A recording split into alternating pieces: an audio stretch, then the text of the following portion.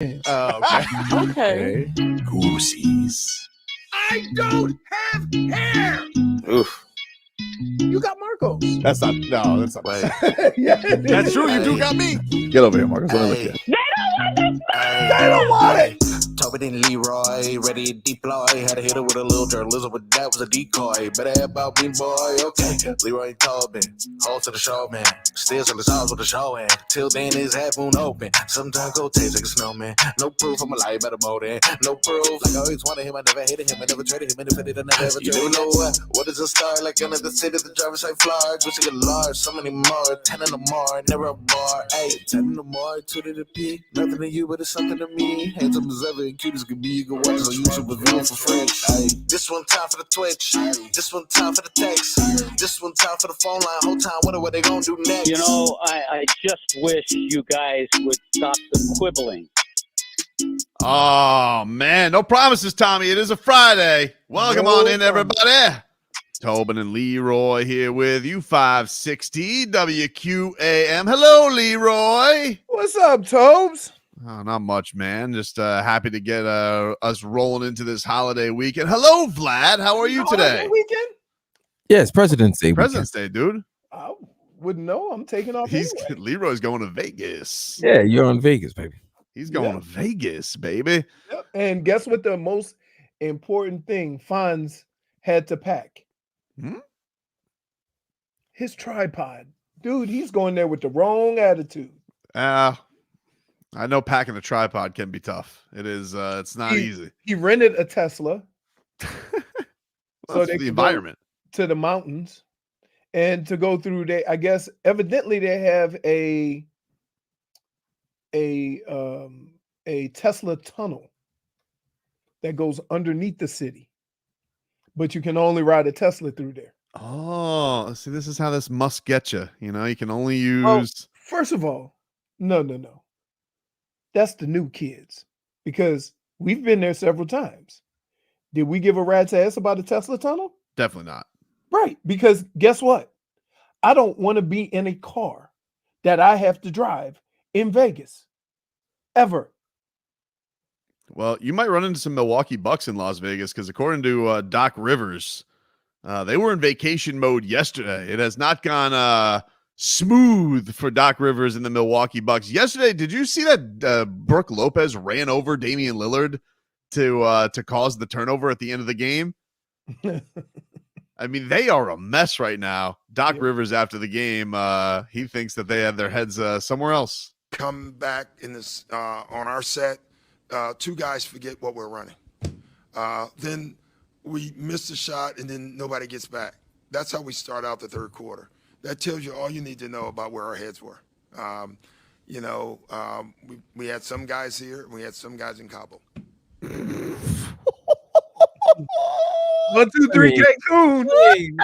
Technically speaking, your ass was in the broadcast table like 2 weeks ago. I mean, wow. 1, 2, 3, Cancun. That sounds like this has not gone. This has just gone so great. You know what? If you're a Bucks fan, I wouldn't even worry, because when it gets down to it, right? You got 2 guys that's gonna get everybody else in line. But guess what? Can I ask you? We do the same thing with Jimmy, right? Why? And if a Milwaukee Bucks fan says, "Well, we got Dame and the Greek Freak," how's that any different than how you explain to me over and over again about Jimmy? Well, first of all, Damian Lillard's, I mean, his runs to the playoffs have not been as consistent as Jimmy Butler's have been lately. I didn't mention Damian. I mentioned the Greek Freak. You said 2 guys. I said 2. They do. You said 2 guys. Dame ain't going.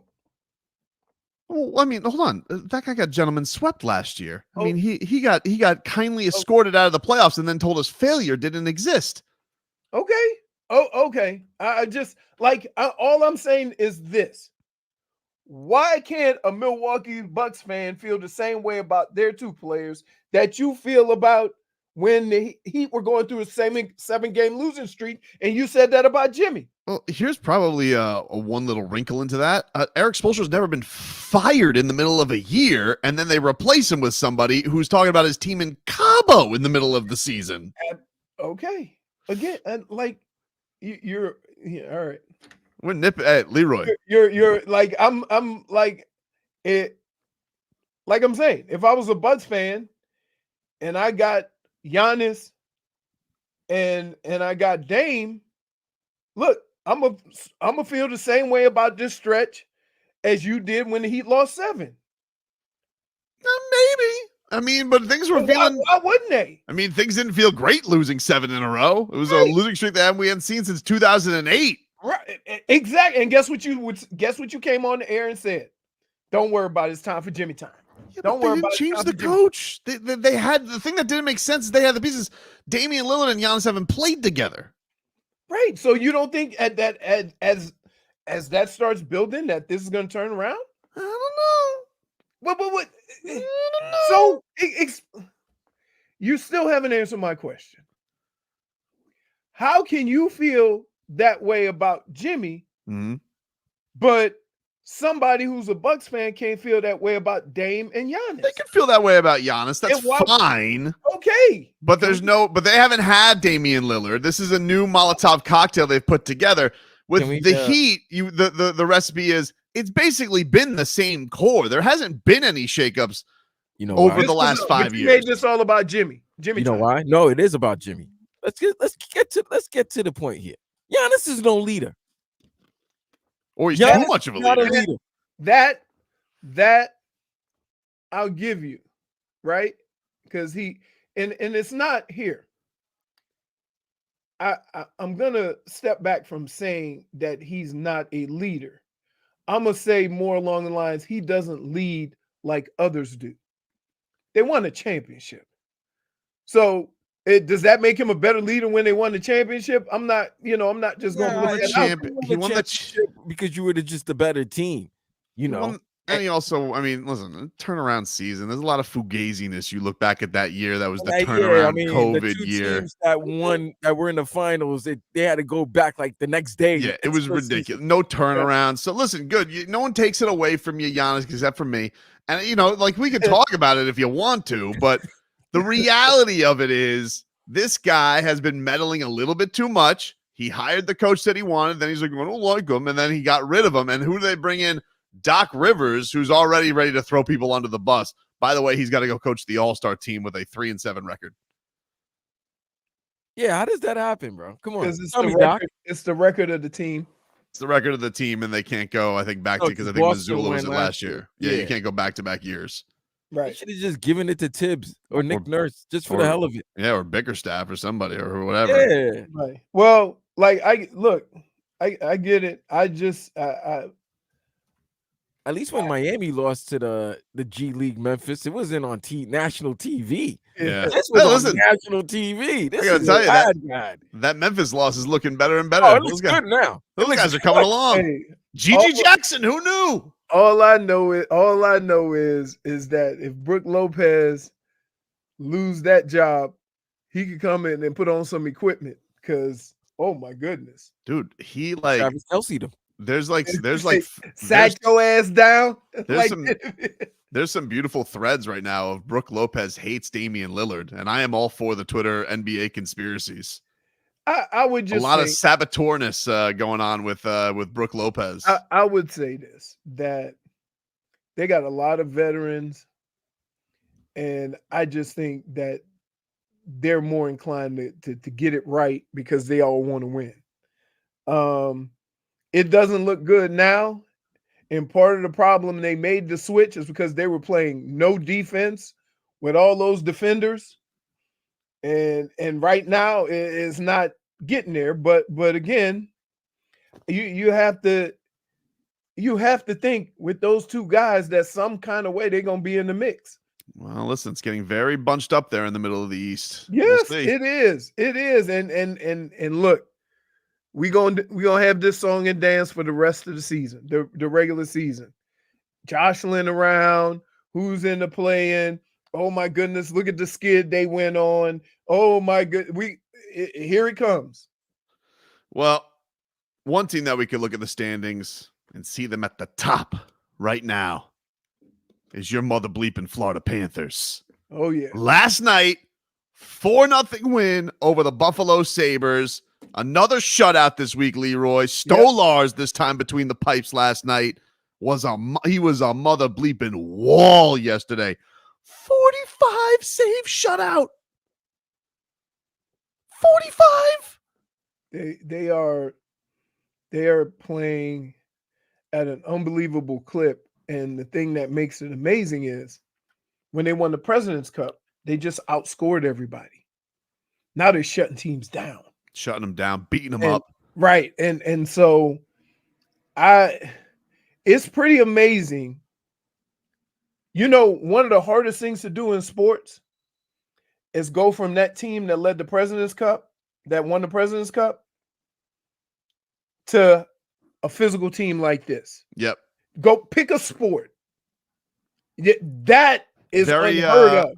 That's unheard of. Very Tampa Bay Lightning-esque of, remember they won the President's Cup, got embarrassed in the playoffs. Yep. And they got tougher. Started going on a run, which, by the way, Lightning matchup coming up tomorrow, 5:00 in Tampa.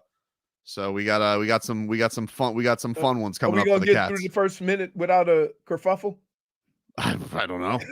I mean, that's one of the teams. That's up to. They were talking last night. Apparently, with the Kachucks coming to town with Ottawa next week. There's apparently a no fight rule because of the last game around. The Kachucks. Goldie was talking about that the mom has laid down the law. They cannot have they cannot fight like they did last time around. So we'll see. Hard to control the Kachucks. Moms, right? Man. Always moms. Always, dude. Always. Always. All right, we'll take a quick break. Those are your headlines brought to you by the new Palmetto Ford Truck Supercenter. Why buy your truck at a car store? Palmetto Ford. We know trucks. Take a break. Back after this.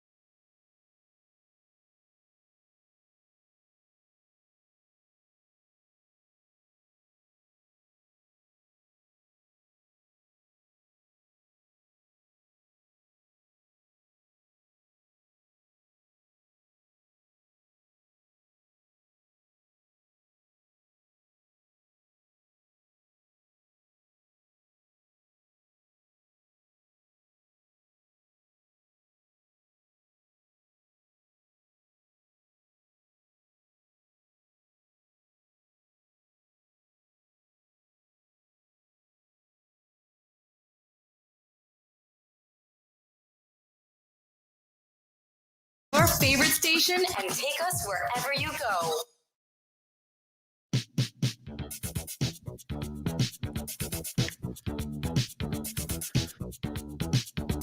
Welcome back, everybody.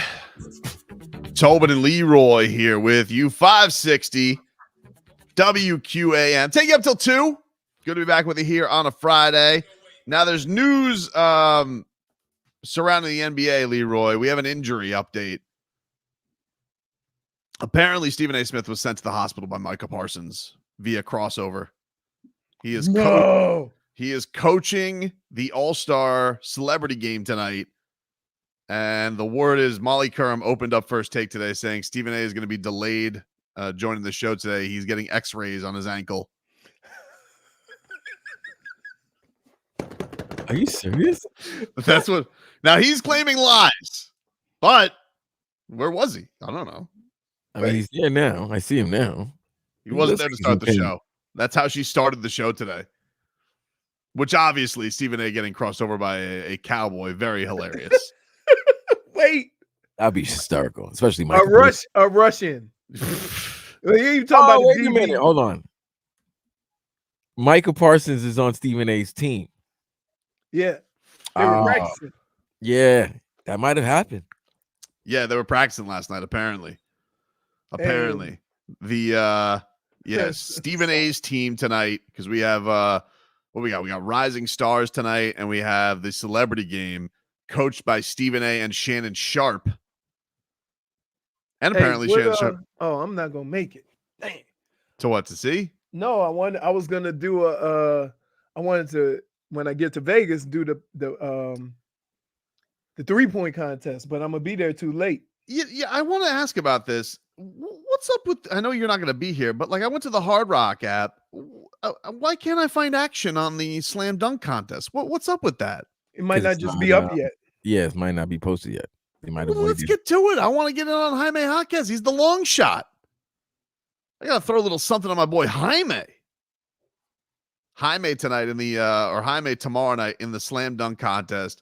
He is plus 800. Jaylen Brown is plus 525. Jacob Toppin is plus 500, and Mac McClung is minus 225. Last year's champion.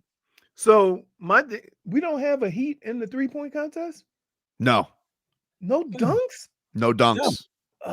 No dunks. The field is have they always had this many guys for the 3-point contest? It feels like it's a lot. Yes. Like, the 3-point contest has replaced. Because remember, they start doing it on multiple courts. Yeah. So the first round is on multiple courts. They got Damien Lillard as the favorite. Really? Let's see.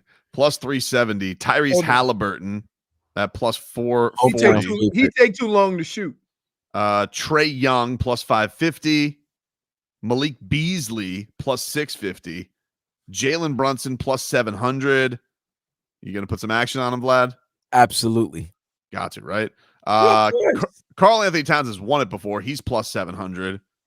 Lauri Markkanen is plus 800. And then the long shot, maybe the hottest player in the NBA, Donovan Mitchell, plus 950. Hey, he could catch on. He could go on the street. Yeah. Hey. Put a chili pepper by Donovan. Chili pepper. Man. So that's your action. But I want to put some action on Jaime, and he's nothing there. I want action tomorrow on Jaime, and then of course I got to get some UFC action tomorrow, UFC 298. Marty, how we feeling about crafting my parlays together, Leroy? How do we feel about tomorrow's card? Good card. Really good card. Okay. Really good card. Volkanovski, of course. Volkanovski, this guy's the best. So he's 35 now. He's just coming off a knockout loss. He went up in weight to 155 pounds. He's the 145 champion. Nobody's beat him at 145 pounds. Goes up to fight Makhachev on 10 days notice to rematch him. Because remember, they fought. A lot of people thought Volkanovski got him in the first fight, and he got screwed on the decision. So the opponent, Charles Oliveira, pulls out of the last fight. Volkanovski raises his hand. I'll fight him on 10 days notice. He gets head kicked. KO. But he said he was doing nothing but drinking in the lead up to the fight, which shows you how good John Jones is, because that would be just mean he was better. He would have just shown up and submitted somebody on a bender. But Volkanovski now coming back to 145 to fight this guy, Ilya Topuria, who's talking a lot of bleep, Leroy. And yesterday, Volkanovski, he shows up to the press conference dressed as an old man. It was great. He had the cap. He basically dressed like Vic Fangio. Vic Fangio was going golfing. It was great. But Topuria, he did a big no-no. Snatched the belt. Whoosh, snatched it from him. Little kerfuffle. And so I'm very much looking forward to this card. Very much looking forward to seeing this fight. The line has kind of flipped because at one point Topuria was the favorite. Now it's like almost pick 'em. Volkanovski was a favorite this week. Now it's back to like pick 'em. It's going all over the place. You know what I hate about the fight game? All the antics and stuff you talk about before the fight, and then after the fight, they hug like you the best. I got to tell you, if we going at it like that before the fight, after the fight. Oh, I'm with yesterday. I was watching. There's this guy, Ian Gary, who fancies himself as the next McGregor from Ireland, but he trains down here or has trained down here. And he also trains in Brazil. So he yesterday, this fight, he's fighting Jeff Neal, who he wore, Ian Gary, to talk smack, wore his mugshot on a T-shirt to one of the fights. And somebody goes, hey, will you guys shake hands after it's all said and done? And Ian Gary's like, hi, I shake your hand after this. What you say, Jeff Neal? And Jeff Neal's like, no. Right. Just shaking your hand. What? Right. He's like, he had no interest in that. Right, but like that's my point. Like it, and I understand trash talk and all that, but they tried to get personal to get under their skin. Yep. If I knock you out, I'm walking over you and leaving the ring. I'm with you, dude. I'm not gonna hug and say you're the greatest and you're the best. Good fight. No. I came in here to beat the brakes off of you because you was running your mouth, and then when I do it, I'm out. I was laughing. All that. We shake all hands. That stuff. I'll be like Conor McGregor when my leg got broke. Your wife was up in me DMs. Your wife was in me DMs. Right. With a broken leg on the ground. And you know what? I wouldn't have been mad if the other fighter wouldn't have came over and gave him a 2-piece while he was on the ground. You gotta love Conor for that. You gotta love Conor for that. Even with a broken leg, he's trash. Yeah. Your wife was in my DMs. That's nasty work. Right. But that's what I'm saying. We can't hug. We ain't gonna hug it out. Right? Like, now football's different. And I still never really dapped nobody up after a game. It wasn't nothing personal. Right? It wasn't that I didn't respect the other team, but we ain't gonna go 60 minutes of you talking trash and pushing up off of me and walking over me with your junk in my face and all that. And then after the game, tell me good game? No! Hell no!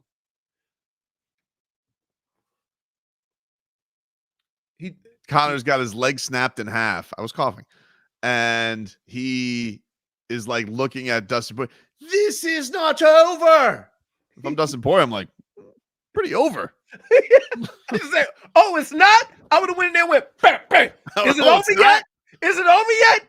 Say it's over. Walk over here and prove it's not over. I would have did it like, he was a tap machine. Remember that? He ain't talking no trash to him. That wasn't over. That spilled. That was bad blood. Him and Khabib. He didn't talk no trash to Khabib after that. Oh, yeah. Khabib is an animal. He never stopped talking trash to Khabib. Come on. Can't mess with Khabib. Then you remember Khabib's cousins came in and they started throwing punches at Conor. Right. Like no, hey, you know what? If you gonna talk trash and you gonna go to that place, right? Then you get what you get. Yep. Right? Like, and my thing is this. I can respect a great opponent and I can talk trash about a great opponent, but I'm always keeping to the point where I'm still keeping it real, right? Like running backs don't talk trash because you can't initiate contact. So why on earth would a running back talk trash when they can clip you at any point during the game, right? You just go about your business. So, I'm like, all right, man. And I'm not. This is not an old school thing. This a man thing, right? You ain't gonna get in a street fight and then dap the dude up and say good fight, Not if you shoot a fair one. huh? I've seen Not some if you dap shoot a ups in the fair old one. Kimbo videos. Not if that was a fair That's one. different though.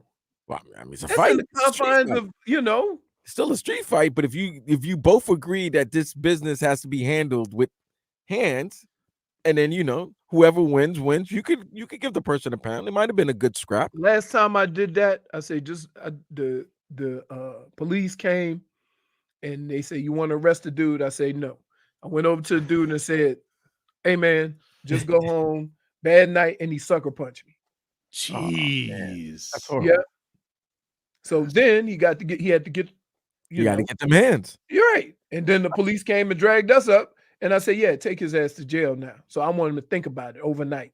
Damn, he got punched and he had to go to jail. Yeah. Crazy, man. Tobin, which foreign family wouldn't you fight? Would it be the Jokic family or the Khabib family? Khabib. Oh, Khabib. They fought. I ain't messing with nobody who used to play with a bear. They made him fight bears. Family. His brothers are. They are big. And the fact that he picks up his brother Jokic like a baby is very concerning. That's like picking up a bear. But you know what? A lot of these fighters from other countries, and I'm gonna just keep it real. They have real life situations, real struggles, right? We have guys over here that have had that struggle, but at the end of the day, you can go get in your house and chill, right? I'm talking about real life struggles. Who's who's that went back home and fight for their country? A lot of the Ukrainians did. The Ukrainians, right. You had that with the Klitschkos, the Klitschkos. That's what the I'm thinking. Klitschkos, the Lomachenkos, the Usyks. Right. That's real life, right? Not this old talking trash in the street and going back and forth and doing that stuff kind of doing. So when you face them guys in the ring that have been through real life stuff, what you gonna say to them other than get them to increase the pounding they put on you? Tell you, man, should be fun. By the way, speaking of the fight game, Mundo Boxing Promotions presents Rodeo Rumble Boxing at Tropical Park Equestrian Center in Miami. You guys can go there and win this 2 thrilling title fights at a clash for an 175-pound IBO title and a big-time battle for the IBO World Youth title at 122 pounds. We're turning up the heat with entertainment, even for non-boxing fans that they're going to love. Even if JV wants to go to this, man, immerse yourself in the rodeo spirit. Show off your rodeo gear. There's a mechanical bull you can ride.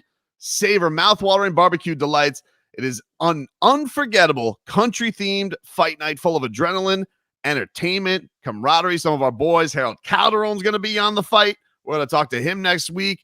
We got former King Rafael Akpajori's going to be on the card. So a lot of great local guys, a lot of great local action. Get your tickets now at mundoboxing.com. That's mundoboxing.com. Back after this. This hour.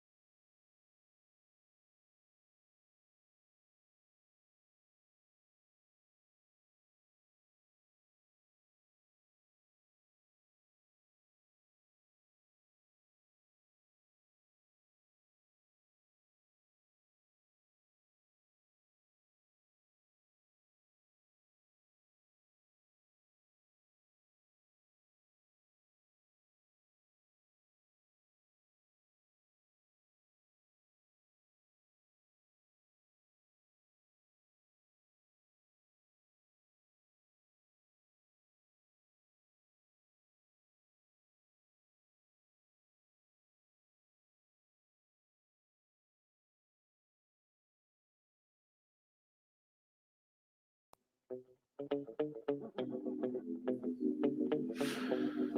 right, welcome back. Tobin and Leroy here with you. 560 WQAM. Take you up until 2 here on the program. Miami Heat get a little off time now, although this will be a Heat weekend. You got Bam Adebayo in the All-Star game. You got Jaime. He is going to be in the Slam Dunk contest and in the Rising Stars game. So you get a lot of Jaime content this weekend and see where things are at with the Miami Heat going into this, and they will be back in action coming up. I tell you what, the Rising Star game against the Pelicans. The Rising Star game, if you made an all-star team out of them guys, they could do some damage in the NBA. Yeah. You look at all the young players, 1 or 2 years. Telling you, man. Holy smokes. Been a fun year so far. Is Chet and Wemby gonna play? Think about this. It's Chet, Wemby, Halliburton, Jaquez. No, Halliburton's not playing this game. But I'm saying it's his second year, right? No, Halliburton's been in the league like 5 years now. Is it SGA He was on 2 years? He was on the SGA's been in the league for almost 6 years. You're on here, bro. Here are the guys in the Rising Stars game. All right, I might have to take this back. Victor Wembanyama, Chet Holmgren, right there. Brandon Miller. He's been playing well. Yeah, he's good. Jaime, a fireball of intangible. All around. Scoot Henderson. Playing better. But he ain't taking no lunch money. It's Portland, bro. But he ain't taking no lunch money from nobody. Cam Whitmore from the Rockets. A lot of Heat fans before they fell in love with Jaime wanted Cam Whitmore in the draft. He's had some really nice performances lately. Cason Wallace from OKC. Keontae George from Utah, Derek Lively from Dallas, and dude on the Warriors who I can't pronounce, Podziemski. Oh, the guy that took over for Clay? Yeah. I think they'd be in the play-in game. but here's the thing. With Chet and Wembanyama, right? 2 perimeter sticks. Like, how do you what do you do there? Because I know Wembanyama, sometimes he look like he can't run. Oh, they're going to be on the same team. Yes. Oh, man. No, they're breaking.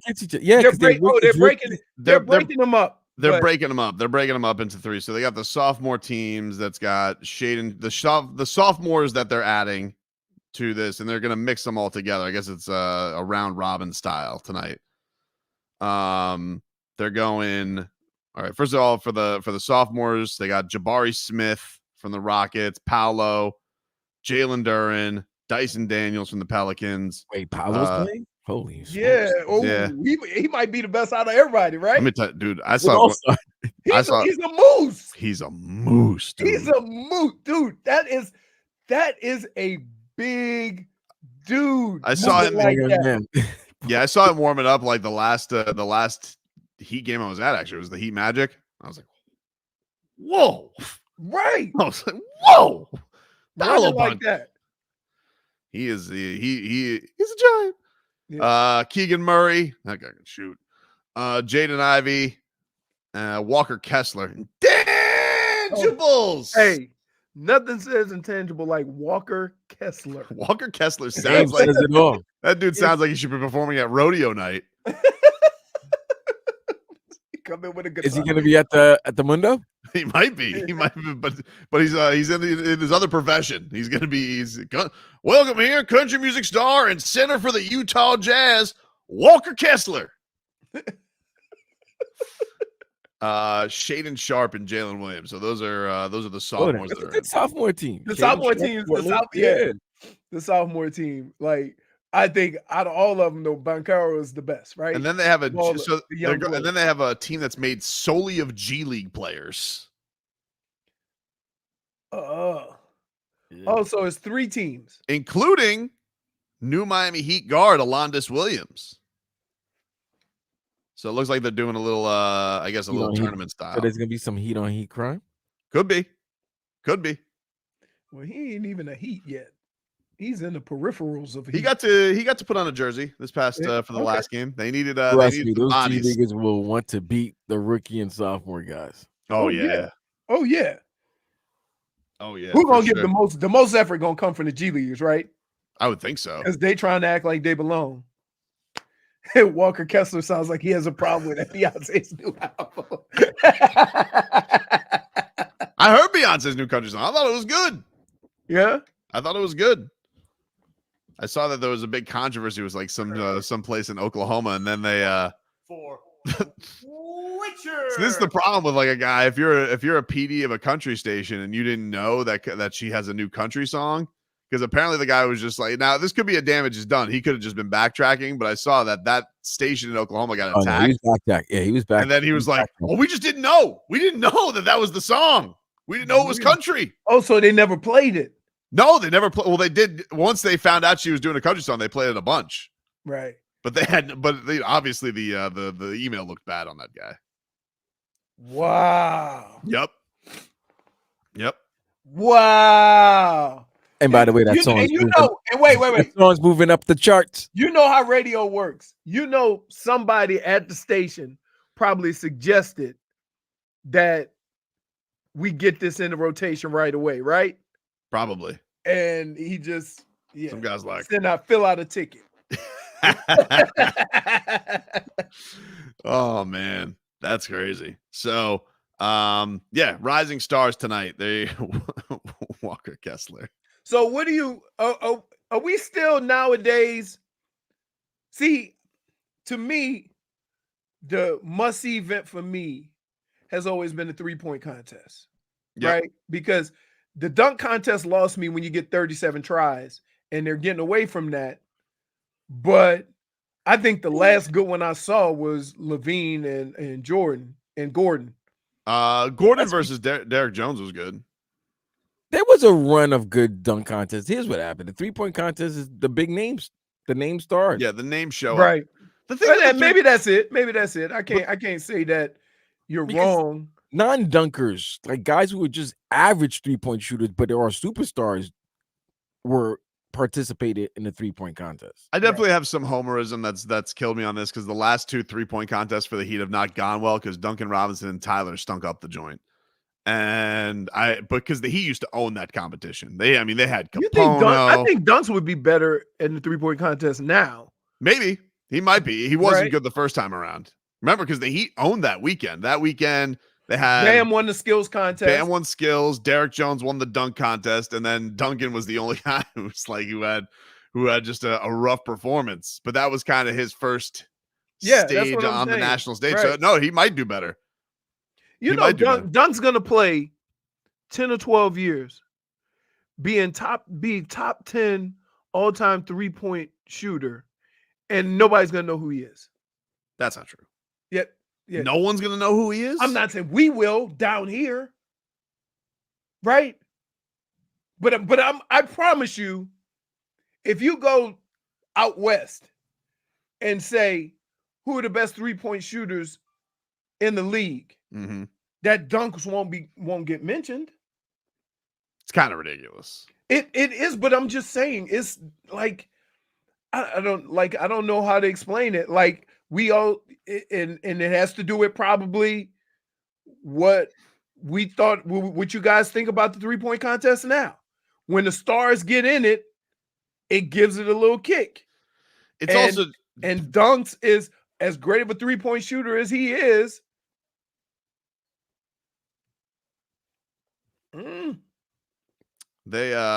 He's had just an incredible year, and the fact that so interesting after the last game. I don't know if you guys talked about it yesterday, but Sixers game, Duncan has another incredible performance, and Spo has this interesting quote where he goes just like how much better the offense he makes things for us out here, and it kind of just like raised your eyes, like, well, so are they how can you sit him? Like, how can you diminish the minutes when everybody? How can you diminish the minutes when everybody's together again? He's almost contradicting himself.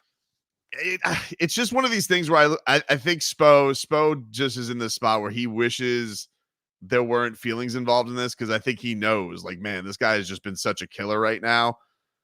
I don't know. I don't know what they do when Jimmy and Terry come back, what they do with that starting lineup, because I mean, Duncan just adds such a here's the problem. And he's on an incredible tear right now. Right. Here's the problem. Right. The Heat have always based everything on earning your keep. Right.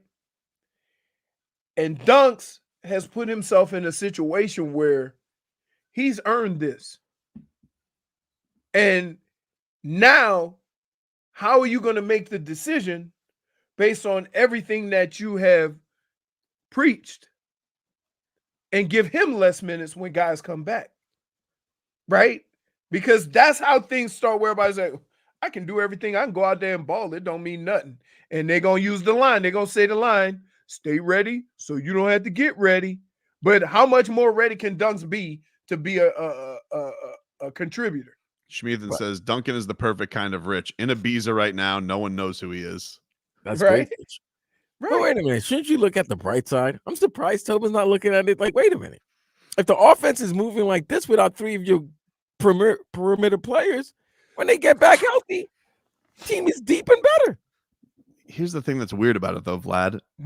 Is when they have, listen, less is more for the Heat. It's weird. They seem to do a better job when guys are out than trying to figure out minutes. They were doing that is very weird. That is absolutely weird. Weird. It's weird.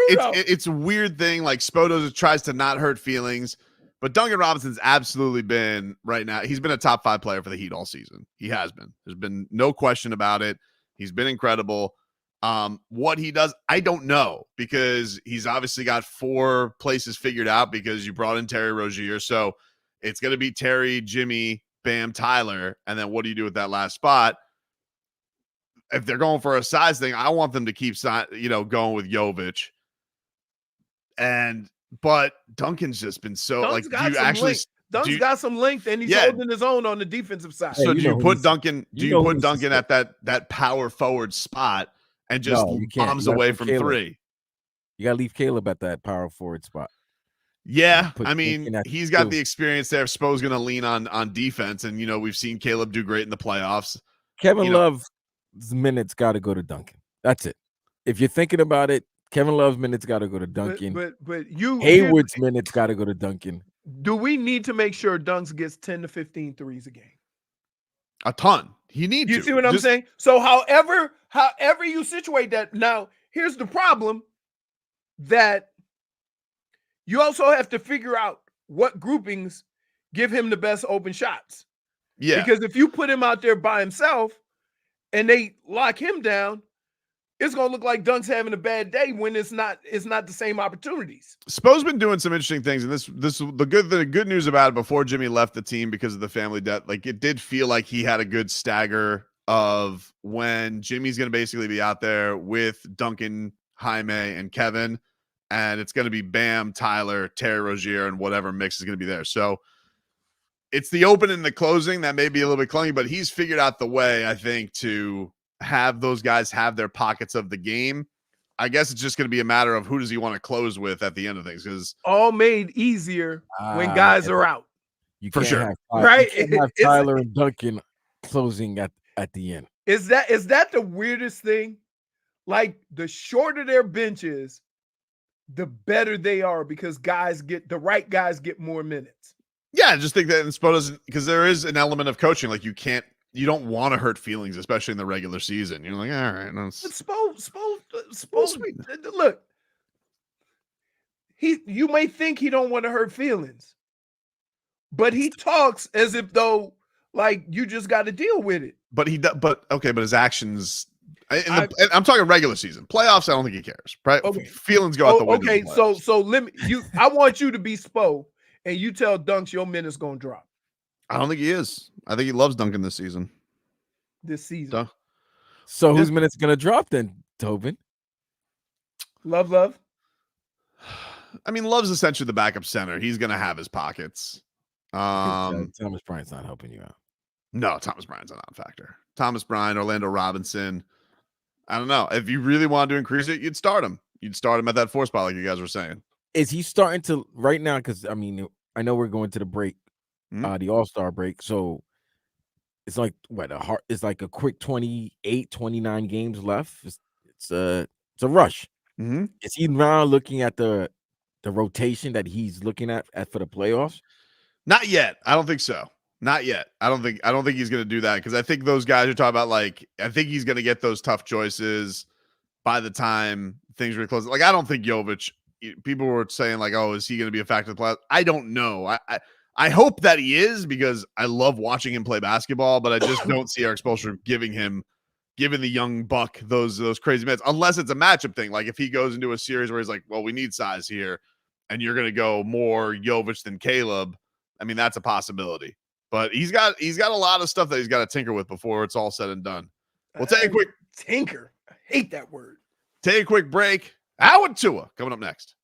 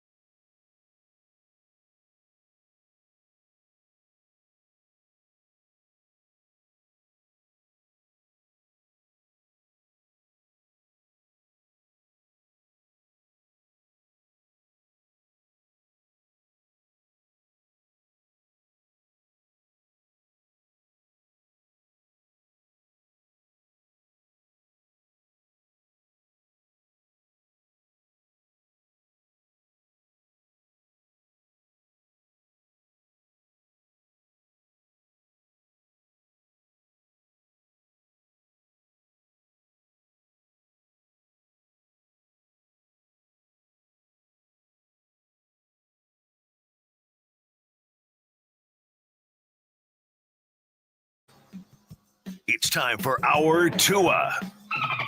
It's our Tua. It's our Tua. It's our Tua. Tua, Tua, Tua. Tonga Vailoa.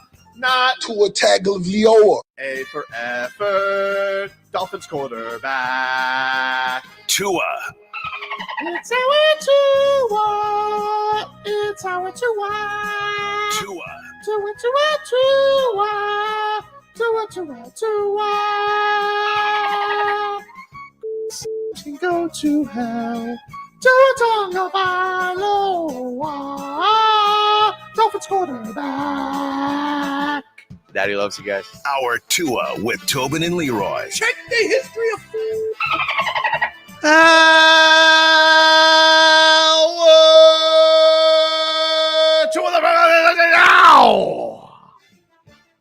Tobin and Leroy here with you. 560 WQAM. Get some headlines here. Brought to us by the new Palmetto Ford Truck Super Center. Why buy your truck at a car store? Palmetto Ford. We know trucks. We'll get to a little Tickle My Fancy coming on up, but some news, some baseball news regarding your Miami Marlins. According to Ken Rosenthal, the Miami Marlins have made a contract offer to Tim Anderson, former All-Star with the Chicago White Sox. Was not good last year. But he's had some monster years. We got Is that what the Marlins are doing now? They gotta recapture some glory, dude. They want to come, but they've done that with a lot of signings as of the last couple of years. You got to personal life. Okay. What's going on with his personal life, Vlad? Wasn't he the guy that got somebody?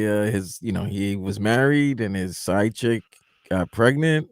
I don't recall this story with Tim Anderson. Anderson. At it, yeah, and he also got into the fight in the second base and got. He got Rozier Ramirez. Look, I don't need him to be able to take a punch. I need him to be able to play shortstop because the Marlins don't have a shortstop right now other than Birdie.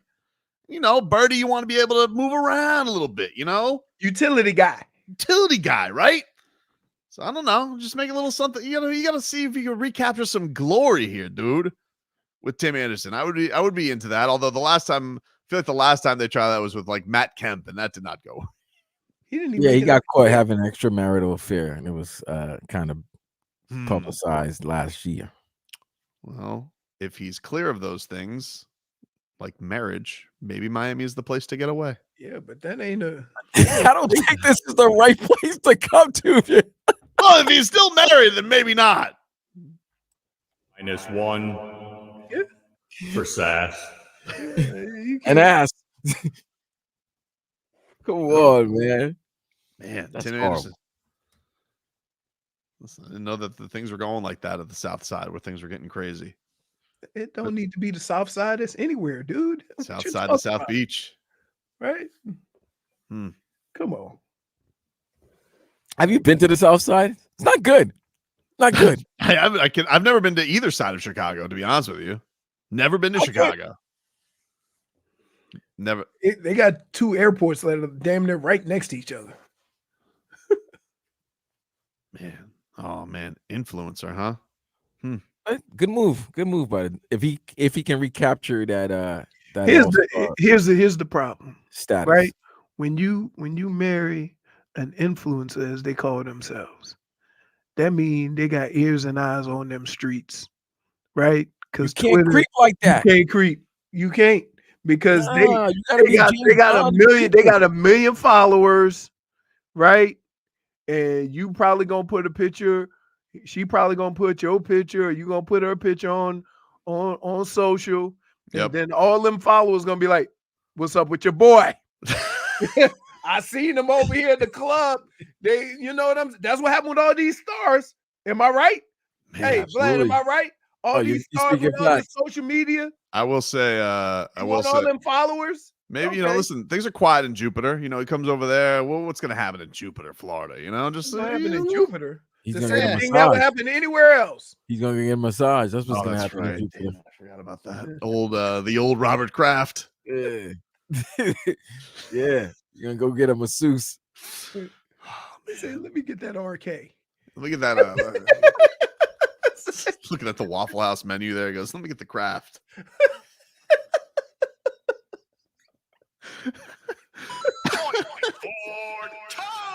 Oh, man. So yesterday, Miami Dolphins introduced their new defensive coordinator. His name is Anthony Weaver.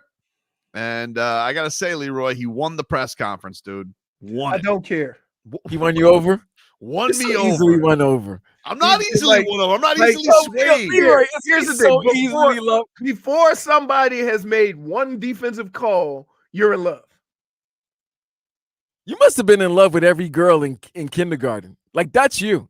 No, You it's just not me, like- dude. Yeah, That's yeah. not me, dude. I'm not like Charlie yeah. Brown, like falling in love with the little red-haired girl. That didn't happen.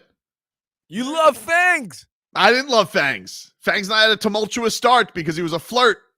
I could smell right away this wasn't going to work. I just tried to make it, I tried to be accepting for the family. I tried to give him a chance, but I knew I didn't trust this Fangs. I smelled Anthony Weaver now. Oh, dude, what a guy. What a guy. Anthony Weaver. Can I ask you a question? How did he win you over without doing anything? You want to know how he won me over? It was what he had to say about Mike McDaniel, to be honest with you. When he was talking about Mike McDaniel, I was like, perfect. That's what I need. Wait, harmonious relationship between the offense. Play it? Yeah, we got it.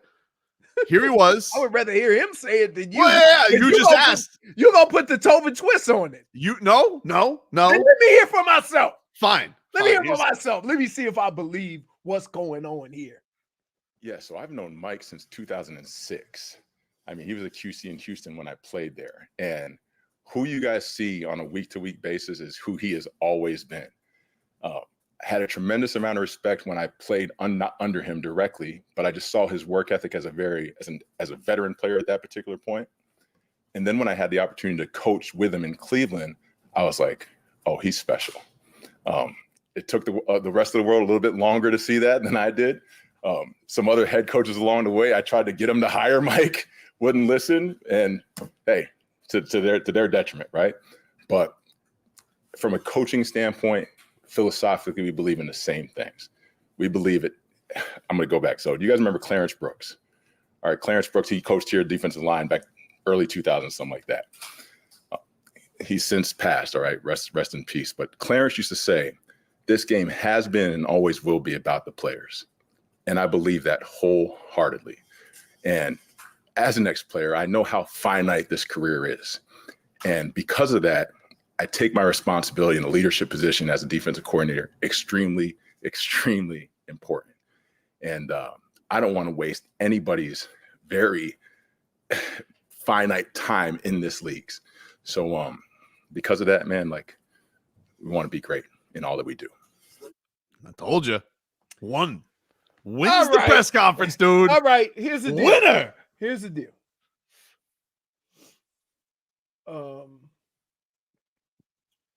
A lot of these things work hand in hand.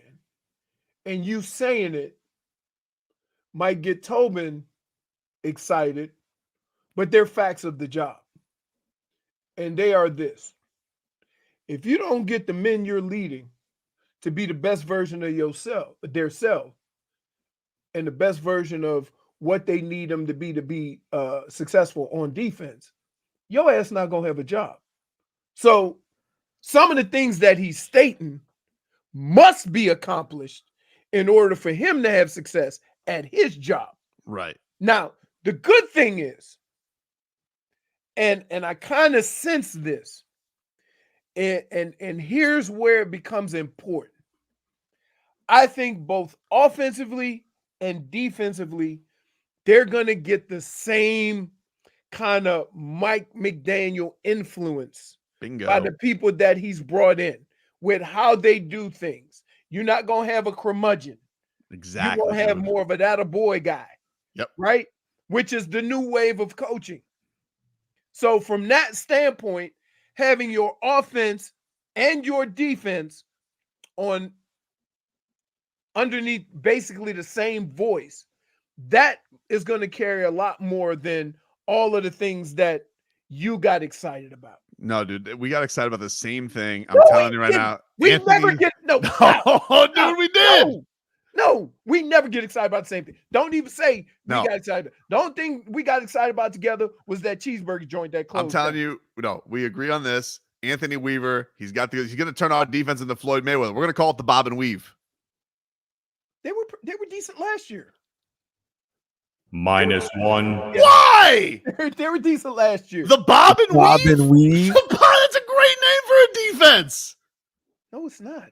Why not? It's not. Because you want That means they're missing. You want your No, defense, no. You want your defense to be throwing haymakers. Right. That means they're getting under attack. What? Why would you want a defense to be Right. offensive? That makes no sense. You want a defense like Floyd Mayweather. We want a defense like Tyson. No, that's ridiculous. You Yes. want an offense like Tyson. No. Yes. The defense could be like Mayweather. No, you want to You don't think want the that it's defense there. like the offense could be like Mayweather. You're But ridiculous. you don't want no. The Bob and Weave is good. Okay. No, it's not. It's garbage. It's garbage. It's garbage. Uh-oh. Here comes our best unit, the Bob and Weave. It's stupid. It's stupid. It's stupid. Put it on a shirt.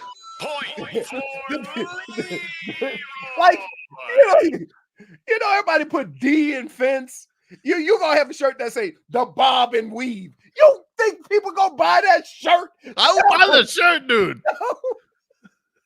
No, really? Come on. That's terrible. That's that. Wait, let's think about back in the day. The defense, what they call, I forgot what they call the Saints defense with the linebacker with Pat Swilling and all them guys. Oh, Because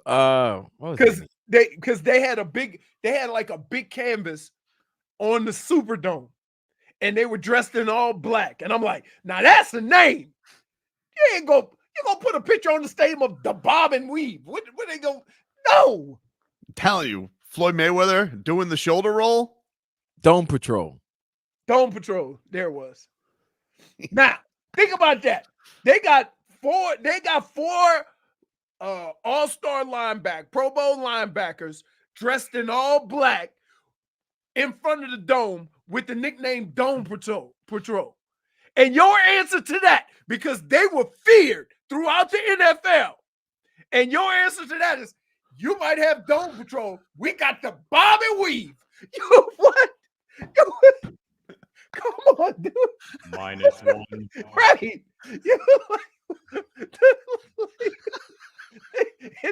Even you know.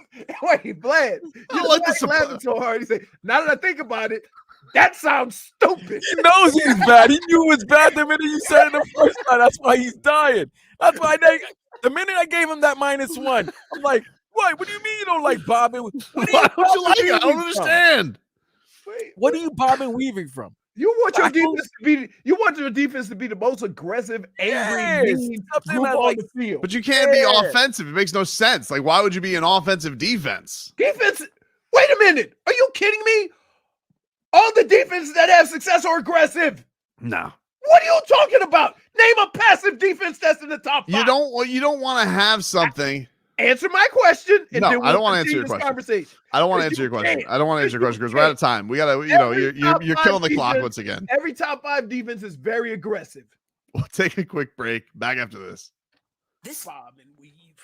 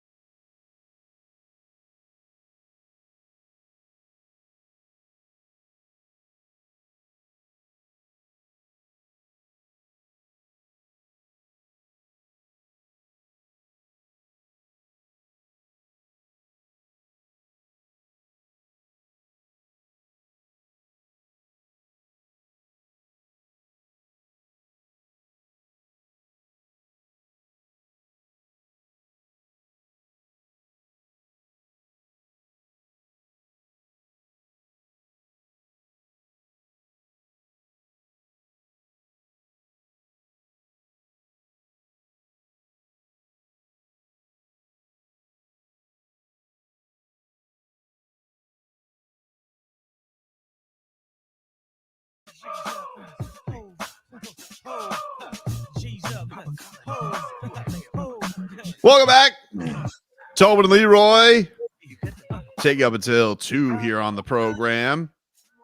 We're streaming live on YouTube and Twitch, Miami 560 WQAM. Check us out there. You guys can get in on the chat. Yesterday, Anthony He didn't Weaver, do this song at halftime. He did. He did? I feel like he did. He started it with. Oh, that's what he started with. Okay. Yeah.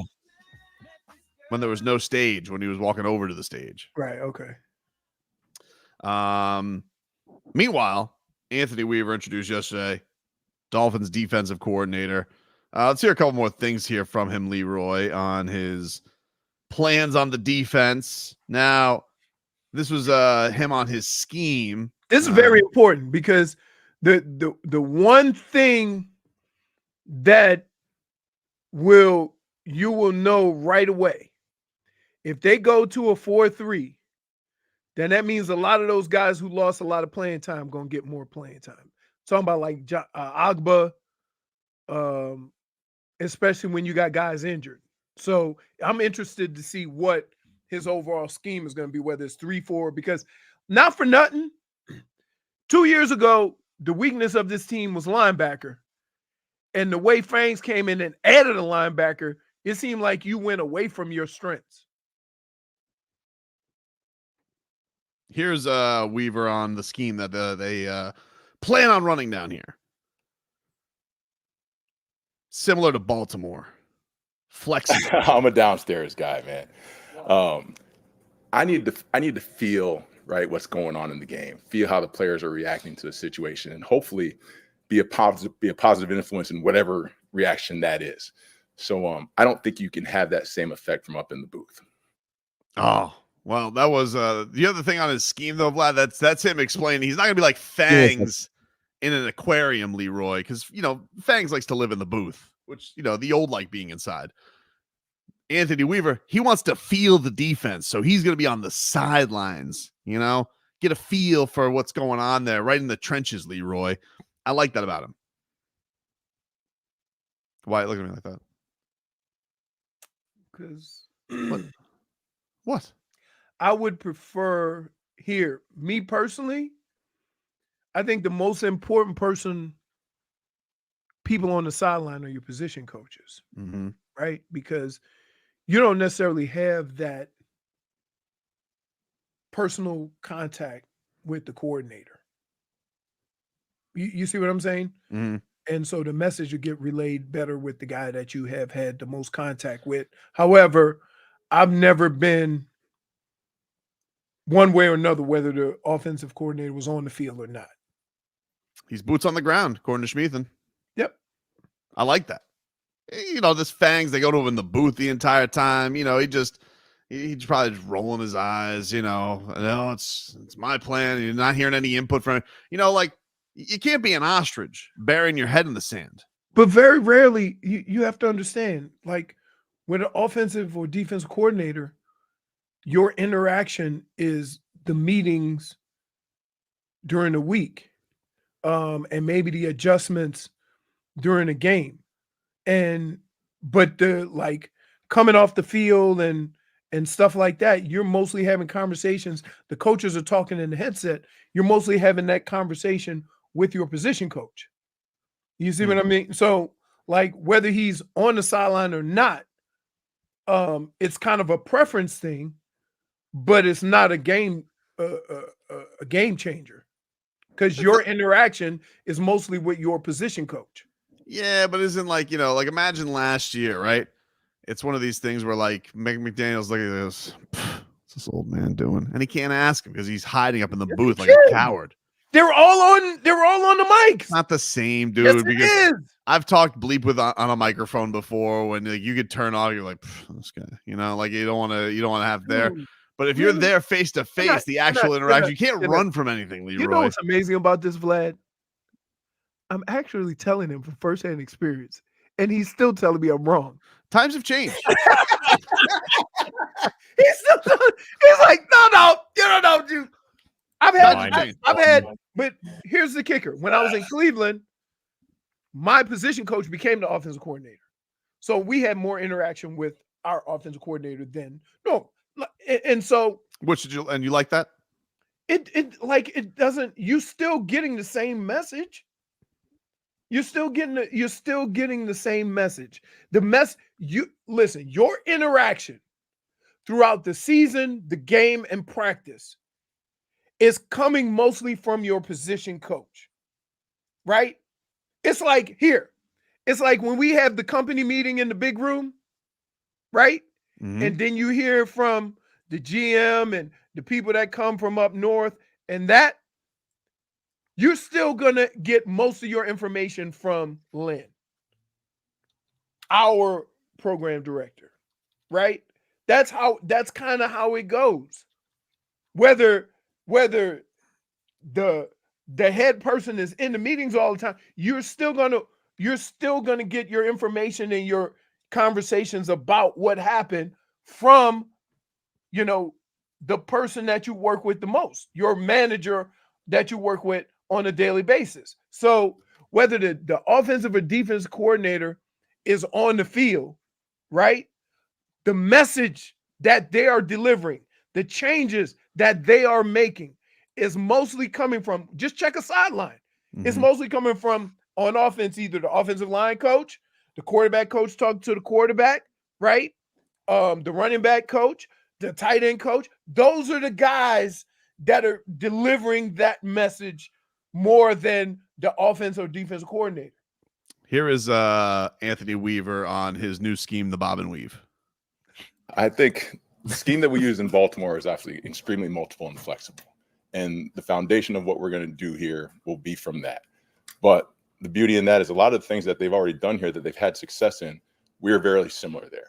So there should be a lot of crossover teaching. But I think in this league, it's hard to just pigeonhole yourself as one particular thing, because you're going to face different situations throughout the entire year, whether it's weather, injuries. There's a multitude of factors, and your scheme better be flexible enough to, one, adapt to the players and adapt to whatever situation you may be in. So how about that? Which might be one of the glaring problems that people had with Vic Fangio. Didn't want to change it up. You heard he came out the gate basically saying the exact opposite of what Fangio is. Yep. That's interesting you said that, Leroy. Right. Mm-hmm. It's Tobin. Did Anthony Weaver talk about a certain individual he would like to Certainly did. Jalen Ramsey. Going to move him around, which Jalen Ramsey was not happy being stuck because Vic Fangio didn't want to move him around, roll him around. Can we say this, though? With all the injuries they had in that secondary early on in the year, right?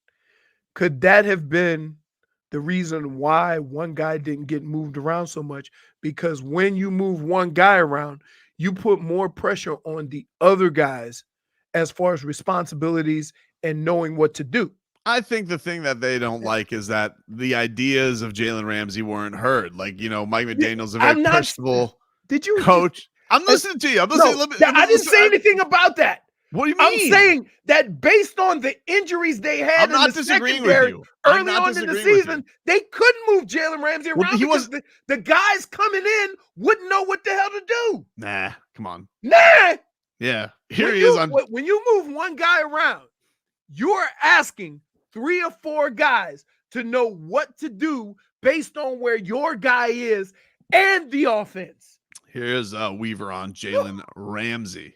Oh my goodness! It's Jalen Ramsey. I mean, come on now. Like, you talk about prototype corners.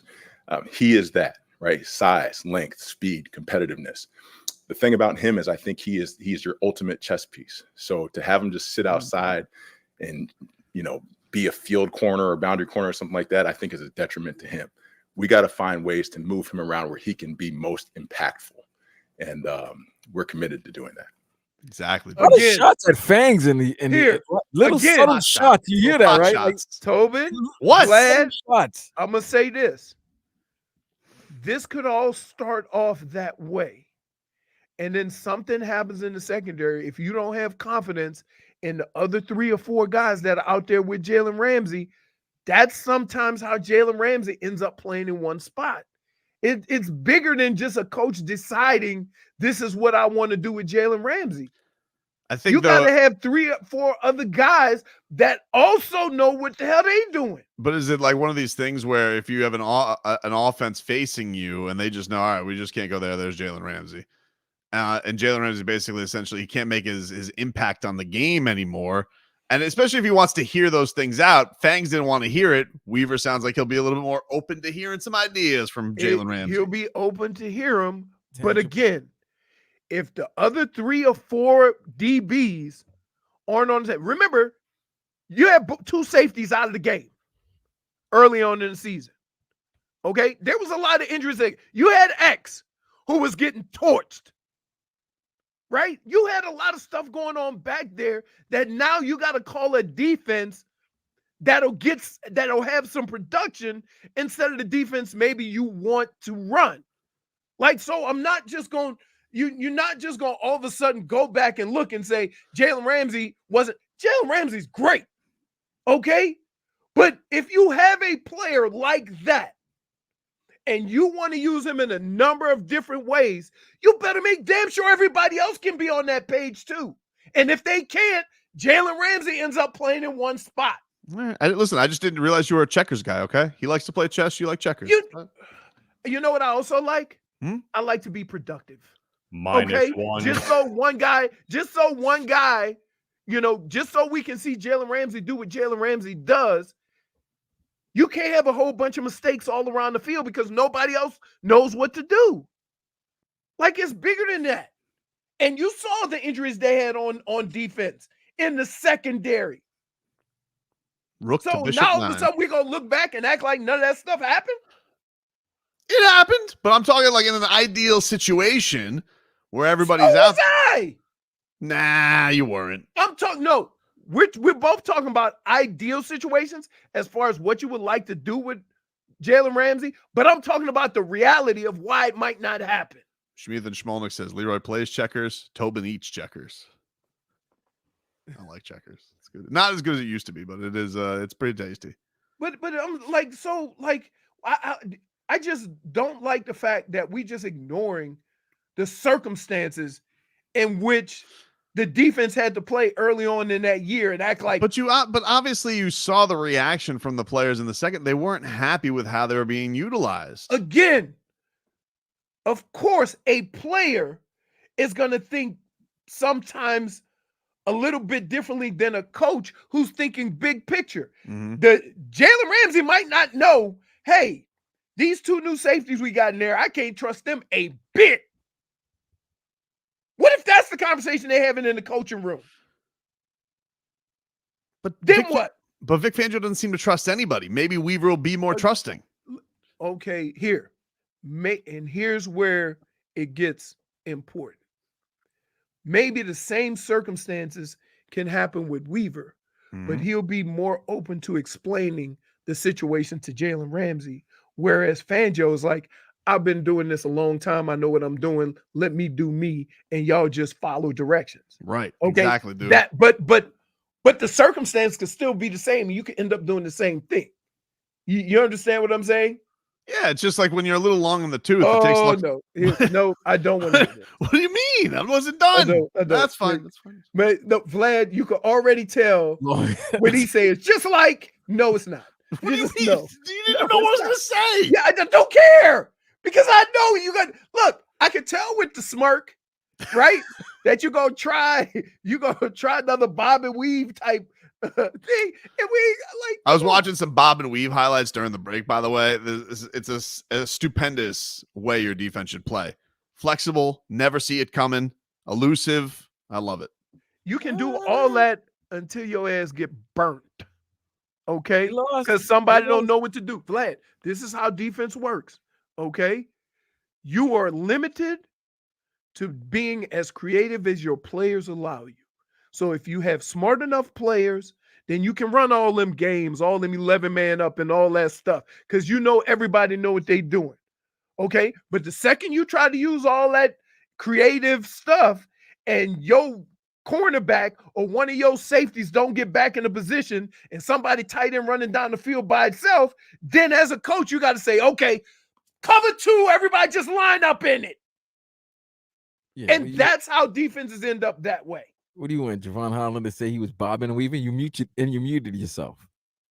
What are you doing? Well, you were yelling at me, you know. What does that have to do with your mouth? Hey, yo. Oh, my goodness. Listen, can I just say this?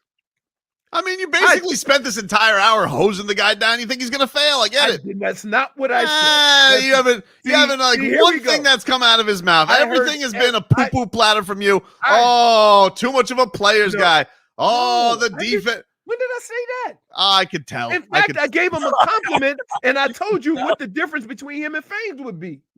And then you said, Fangs knew best. No, I didn't. You basically did. No, I didn't. I said what we don't know is why the defense was like that. But I can tell you from firsthand experience, when all 11 don't know what to do on a football field, then it becomes simpler so they can understand what to do. And when you have a lot of injuries, you had Javon Holland hurt. You had, who's the other say? He was out. X wasn't playing his best. So now you're going to take and move Jalen Ramsey around the field with 2 replacement safeties and an X that's banged up. But Leroy, no. I'm not even going to say good luck. That's the whole point of flexibility, okay? You don't always have to go your lowest, but sometimes you need to bend around the corners. And bob and weave? Exactly. Oh, my goodness. No. Depending on the punch that's coming at you. Why get Vlad? It's not helping him out. I'm with you, Leroy. I'm not joining him. Here's the deal. It's conversations like this where I have information as to why things happen on the football field. Right? As if you didn't play like over a decade. I'm just saying. And this guy, that's why you got to bob and weave, baby. like what? You have absolutely, just like I told you with the coach on the sideline, he got all excited about the sideline. And I said, most of your interactions with your position coach anyway, right? Oh, no, we don't want to hear that. Fangs wanted to be up top. Like, he did, though. That's isolated. Fine. Taking him away. But that's fine. Because most of your interaction, you see all them headsets all the coaches have? Mm-hmm. They're talking all the time. The message is getting But down now there. You can see the mouth is right there moving, and now you can see see it. You know what he's going to be doing? He's going to be looking at his stuff, right? He's going to talk to the position coaches. He might come over and say something, and then your position coach is going to relay that message. That's the way it works. Okay, but what happens if there's a couple times they get burnt, and you could have Weaver, instead of having to say, "Hey guys, we're gonna get it together," he could just gather them around, just gather them around. Let me tell you something. If there's a blown coverage, here's how it goes over the mic. The safety was supposed to be back there. Get on that. And then the DB's coach is going to go over there and have the conversation about what we should have been doing. That's how it works. How many people? You ain't got that much time for everybody to have a say-so what's going on the sideline. You want to know who's on the sideline? Spags. Spags is on the sideline. He's always been on the sideline. Exactly. That's my point. But it's just But he was right there to turn around the momentum. Wait, can I say this? The old don't like the heat. Can I just say this? So you're basically saying in order to be your most successful defense, your defensive coordinator and offensive coordinator need to be on the sideline. I'm not saying anything. All I'm saying is the lines of communication are open. Wait. You just had a whole conversation about saying how it's ridiculous that Fangs is in the booth. And so I asked you a question. I'm just saying that the lines of communication are open now. Nobody has. You don't have a conversation with the offensive and defensive coordinator anyway. Most of it, again, is with your position coach because he's on the comm. But if things go awry, you need to have the grand poobah there to spread the message. Why not? It's not imperative. It's a preference. That's exactly. Hey, and I never said it was imperative. All I said was you did. I didn't. You said Spags was on the sideline. Well, he was. Why'd you pick the defense coordinator and just won the Super Bowl then? You're making it important. I thought that was the goal here. Was that not the goal? You're making it more important than it is. You're quibbling. You're quibbling, dude. I want to quibble your ass right now. A 1-2 quibble. We got a break. Hey, yo.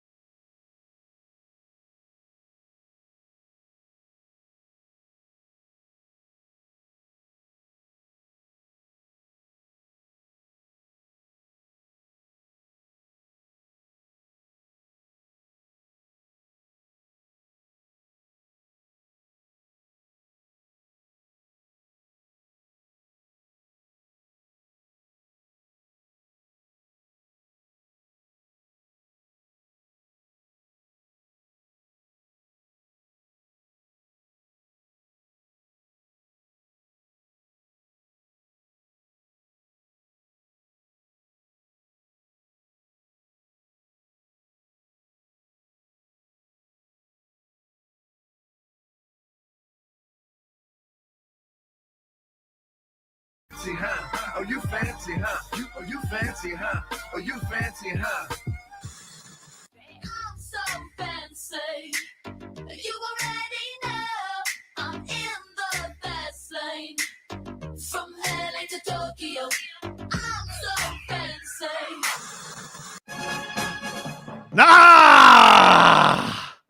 It is time, ladies and gentlemen, to tickle Leroy's Huntsy. Well, no, you got to tickle Leroy's appetite. Look at that man. Yeah, I know. Tickle My Fancy is brought to you by The Farmer's Dog. Fresh, human-grade dog food delivered right to your door.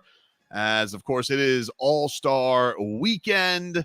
And your Miami Heat, they are going to be off. They will not return to practice until right as they get back. Actually, so some time off for your Miami Heat. But, of course, if you are a Heat fan, plenty to watch this weekend. As tonight, Leroy, you have the Rising Stars game. Although games, it seems like they're going to play a little bit of a round-robin tournament tonight. Take your fancy? Rising Stars game? Little Jaime? Nope. Oh, okay. Nope. Not even least. a little bit. It's All right. like, look, I'm like good for Jaime, good for all that, but come on. You watching it?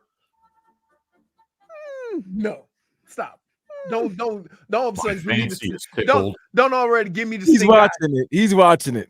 Tobin watching it? No, I watched a little bit. A little bit. See, that's not, tune in. and that's not tickling your fancy. That's either. exactly what tickling your fancy is. It's just a little. No. That's tickling your fancy. I'm gonna be packing and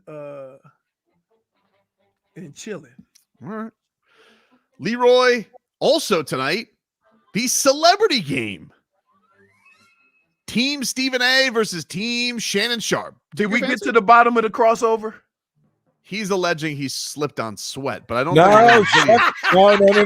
Adam Schefter reported, Schefter reported that Stephen A did go to the hospital for an ankle injury.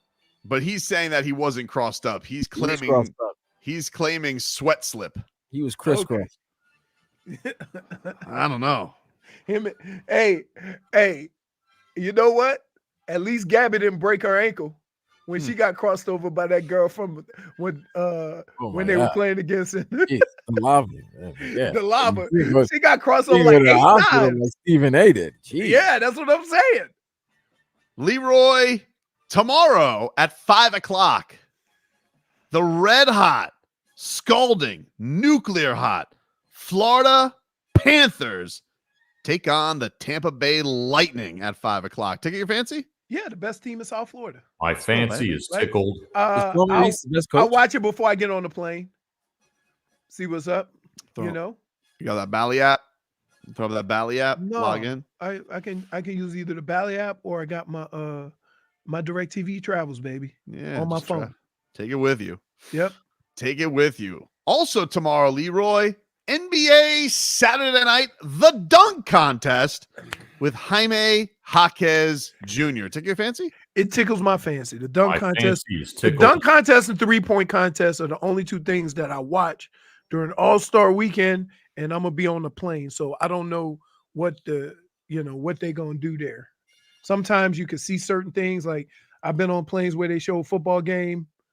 So I don't know. But yeah, it does tickle my fancy.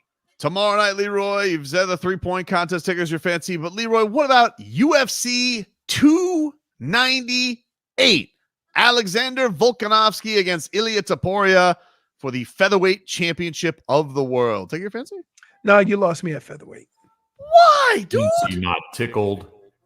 That was Conor McGregor's first championship was at featherweight. Wait, you don't like featherweights at all, Leroy?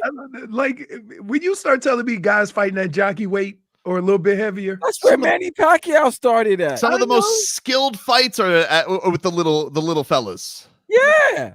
No. Marcos Antonio Barrera. Come on, man. Eric Morales. They all Morales. started Yeah, Come man. on. Nah, don't. They may start there. And that's how they made they start their name there. All right. I'm telling you, man. They Missing out. fighting. Them little dudes scrap. We're going, UFC is 299 down here, headlined by 135ers. I know. Bantamweight. That's lit. Can I just say this? it's different when you're there, right? But if I'm going to a fight, I'm gonna have a different level of interest. Did you like watching Floyd Mayweather fight? Of course. His money division was 147. Okay. 2-pound difference, baby. Okay. Okay. Made his rise at 135 pounds. Okay. Okay. How much I mean, I'm a heavyweights guy, but you can get me in the light heavyweights and what's right under light heavyweight. In boxing or in MMA? Either way, the like 175. Light heavy? 175. Light heavyweight. Yeah, you can get me there. Maybe you can get me at 155 because that was Connor's division, and that for a minute there, that was pretty good. All right, finally, Leroy, 8:00 on Sunday, the NBA All-Star Game. Took your fancy? Back to East versus West. Bam Adebayo. Bam Adebayo. I'll kick the tires on that. I'll kick the tires on that. Keep in mind it'll be 5 o'clock. Fancy is tickled. 5 o'clock my time. Yeah, you got some time. Yeah. Put a little action on it. Nah, Bet the over. Bet the over on the total. The over's gonna be the over will be what 370? I don't know. I'm 400. That is Tickle My Fancy. Take a break. Back with more after this.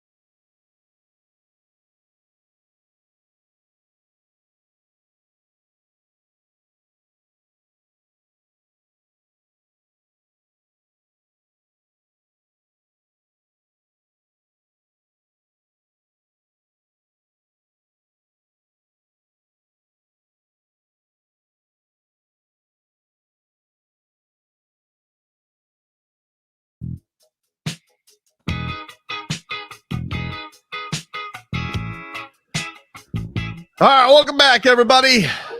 It's Tobin and Leroy here with you, 560 WQAM. Take you guys up until 2. Getting some cat talk here, brought to us by our friends over at Celsius. What do you got there, Leroy? The best flavor. Peach raspberry. There you go. Hockey fans, don't sit this one out when it's game time. Make Celsius a part of your play and get that energy up. Game day is fueled by Celsius Essential Energy Drinks, the official energy drink of your Florida Panthers. Cats win last night 4-0. What's that, 10 in a row on the road? They are killing it right now, and they cannot be stopped. They are now exactly with the Boston Bruins, Vlad, for the top spot in the Eastern Conference. This team they're a machine right now. They're a machine. Nobody wants to face them. It has been incredible to see what they're doing right now. Last night, Carter Verhaeghe, he lights the lamp. Anthony Stolar's 45 save shutout for the Cats. Just a great up and down performance. They got the Lightning coming up this weekend. Tomorrow night, they take on their in-state rival. And, who's to know? They may be all by themselves, but this is all said and done by the end of this weekend in first place. But let's hear from Paul Maurice yesterday. Paul Maurice after the game. This is what the coach had to say on the win. It was so good, and the key piece to it in the win. I think we spent an awful lot last night. That was a hard, really fast game. And to come in, we got a real, I would say, dangerous offensive group. They're hard to pattern. They're hard to kind of figure where they're going with the puck. We didn't have the legs that we would normally have in this game, and our goaltender was asked to do something that you need if you're going to get on any kind of run and a roll. He's been solid and so good for us. But tonight it's nice. We've played well in front of our goaltending all year, so sometimes you don't notice how well they've played for us. Tonight you did. You mentioned just how big of a factor Stolarz was in their second game of a back-to-back, but what does a win like this say about your team overall? I would say nothing, Katie. We're leaving it here. I don't think we were great, but I'm not complaining about that. I'm not going to tell you the 5 things we didn't do well. They're a really hard team to play against, and we didn't have a lot of legs. But I thought we got some big performances on our blue line. But Lundell's line and Stenlund's line were really, really good. And, Lundell, they matched Thompson up against them for a big part of the night. That's tough. And they were good. They skated well. So we ran, Bennett's line and Barkov's line ran hard last night. I had Barkov over 21 minutes in a hard game. So we needed the other guys to come up with energy. Both those lines were great. And to your point, I mean, Barkov forces the turnover and gets and then you score your second goal with a deflected shot. Right. And the importance of that, knowing that you might not have your legs. The first really important goal into the net, I think.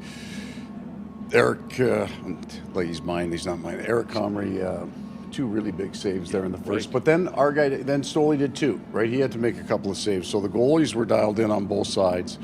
And I think that tells both benches goals are going to be at a premium tonight. So the second one then is a bit of breathing room, and the third one we feel obviously really confident the game's over. But the second one is the breathing room we needed. There you go, Paul Maurice after the win yesterday. Second night of a back-to-back. No legs, no problem, and just a great night last night. He, unlike a lot of coaches, he really breaks it down. Oh yeah, like good or bad. Like, yeah, man, that's a tough win. And doesn't want to be a stickler either. He's like, listen, not the perfect game, but sometimes you just got to take the win and get the hell out of there. Right. And he says, like, I'm not going to complain about it. I'm not going to give you 5 things we need to get better at. Like, that was a big-time win. 8 out of 9 now for your Cats since they had that little slump last month. Where everybody was getting fired. They have been absolutely crushing it right now. So back in action tomorrow, 5:00 is your puck drop from Tampa, and we'll have that action. Not like Tampa, or are we above them so much that? No, still don't like them. Don't like them. Okay, don't like them. In state, Tampa and Carolina. Yeah, it's on site forever, bro. Yeah, they can go to hell. What are you talking about? They can go to on hell. site forever in Carolina. Mm-hmm. Well, I can't listen. I went to Publix this morning, and I saw a dude standing in front of me with a Pittsburgh Steelers hat and shirt. and I had to try my hardest not to trip him. So I know what that's like. Some NFL news this morning. I wanted to just trip him, and he would have turned around. That's and I was nasty work, Leroy. You didn't want to hit him. You wanted to trip him. trip You him. had Because intent. Trip him. if you trip an old person, then Oh, that's it. It's over. Oh, it's over, dude. a 15-second stumble is what you were looking for. The old aren't very good with balance. Oh, Lord, Jesus Christ, help me, Lord, please, Jesus. Hey, that's if a black person get tripped. Lord Jesus, what? Oh, That's you. and they Please, go to Lord, help me, Jordan. they go Lord. to the 5-minute fall. Does it take forever? Promise to not do anything that they were doing just to stop the fall. Yeah. By the way, some NFL news this afternoon. Adam Schefter tweets out Jimmy Garoppolo gets a 2-game ban for PED suspension. Wait, Jimmy G's using PED? Why is he still always hurt? Las Vegas Raiders quarterback Jimmy Garoppolo is being suspended 2 games for violating the NFL's performance-enhancing tell you- substances policy. You know what it is? No. His nickname. I'm gonna tell you Porno exactly. Jimmy. I'm gonna tell you exactly what it is. Porno Jimmy. No, I'm gonna tell you exactly what it is. Here's what happens: you go to GNC or you go online and you buy supplements, and they have banned substance in them. That's why it's 2 games. You see what I'm saying? He said, he writes, he says the policy is said to be related to Garoppolo using a prescribed medication without having a valid therapeutic use Viagra. exemption from the league. Viagra. Porno Jimmy. That doesn't. It has to have something. It has to have something in it that's banned. Or if it, let's just say if he has a TRT, like if he doesn't have an exemption. Right. Wow. Says Garoppolo will not appeal his suspension. He's going to miss the first 2 games of 2024. And it's 2 games. Like they didn't even give him the maximum, so it had the explanation. It's not as something that we think. Man. Yeah, but look, regardless of what you take, it has to be something that's banned or that hides another one, like a diuretic or something like that. So yeah. He's expected to be released by the Raiders once the league year starts. So Jimmy G looking for a new home, but he's going to miss the first 2 games. Timbo sliced right. Got to keep up with that Vegas life. Apparently so. And by the way, UFC news, the main event is official. Both Alexander Volkanovski and Ilia Topuria make weight. Good. So the main event is on for tomorrow night, UFC 298. We'll take a break. It was early, wasn't it?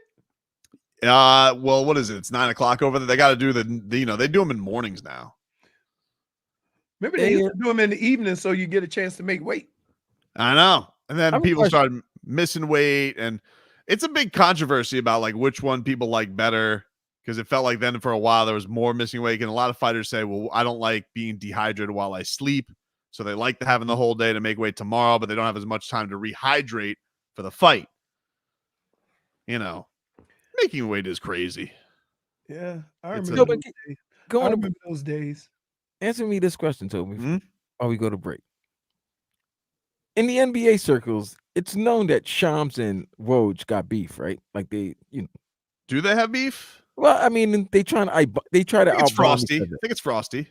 So don't you think Woj would feel a certain way right now at 14 p.m. if he looks at the Pat McAfee show and sees Shams sitting with Pat McAfee for the second time in 2 weeks? I don't know. I don't know how he feels about it. Well, the thing is, McAfee's not an employee of ESPN. He's like, they license his show, so they just broadcast it. But I think he's been a Shams guy.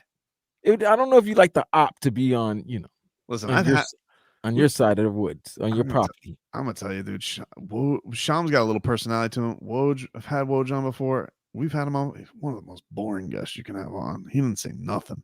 You think like he just come with scoops and he just is like, well, he's boring, but his bombs have been bombed. Bombs hit, but I'm just saying as a guest, like I can understand why McAfee wants Shams instead of Woj. Woj is not very excited. I want to see this. If you start hearing some, I want to know if McAfee's doing it just to piss off. Right now, McAfee's beef is with Bill Simmons. Him and Bill Simmons have a public beef going on right now. Yes, they do. They have a public quibble going on right now. About what? Just ratings and pot shots at each other. They're just being get out. middle Do get school out. kids. Do get out. Yep. I have wondered why Pat a punter and a journalist. That should go well. Neither one of them have been in a fight. Jack can't lose. Simmons don't lose. Yeah, don't lose. Don't lose. We'll take a quick break. We'll get back into your Miami Heat, including somebody says that he got a secret weapon. That's next.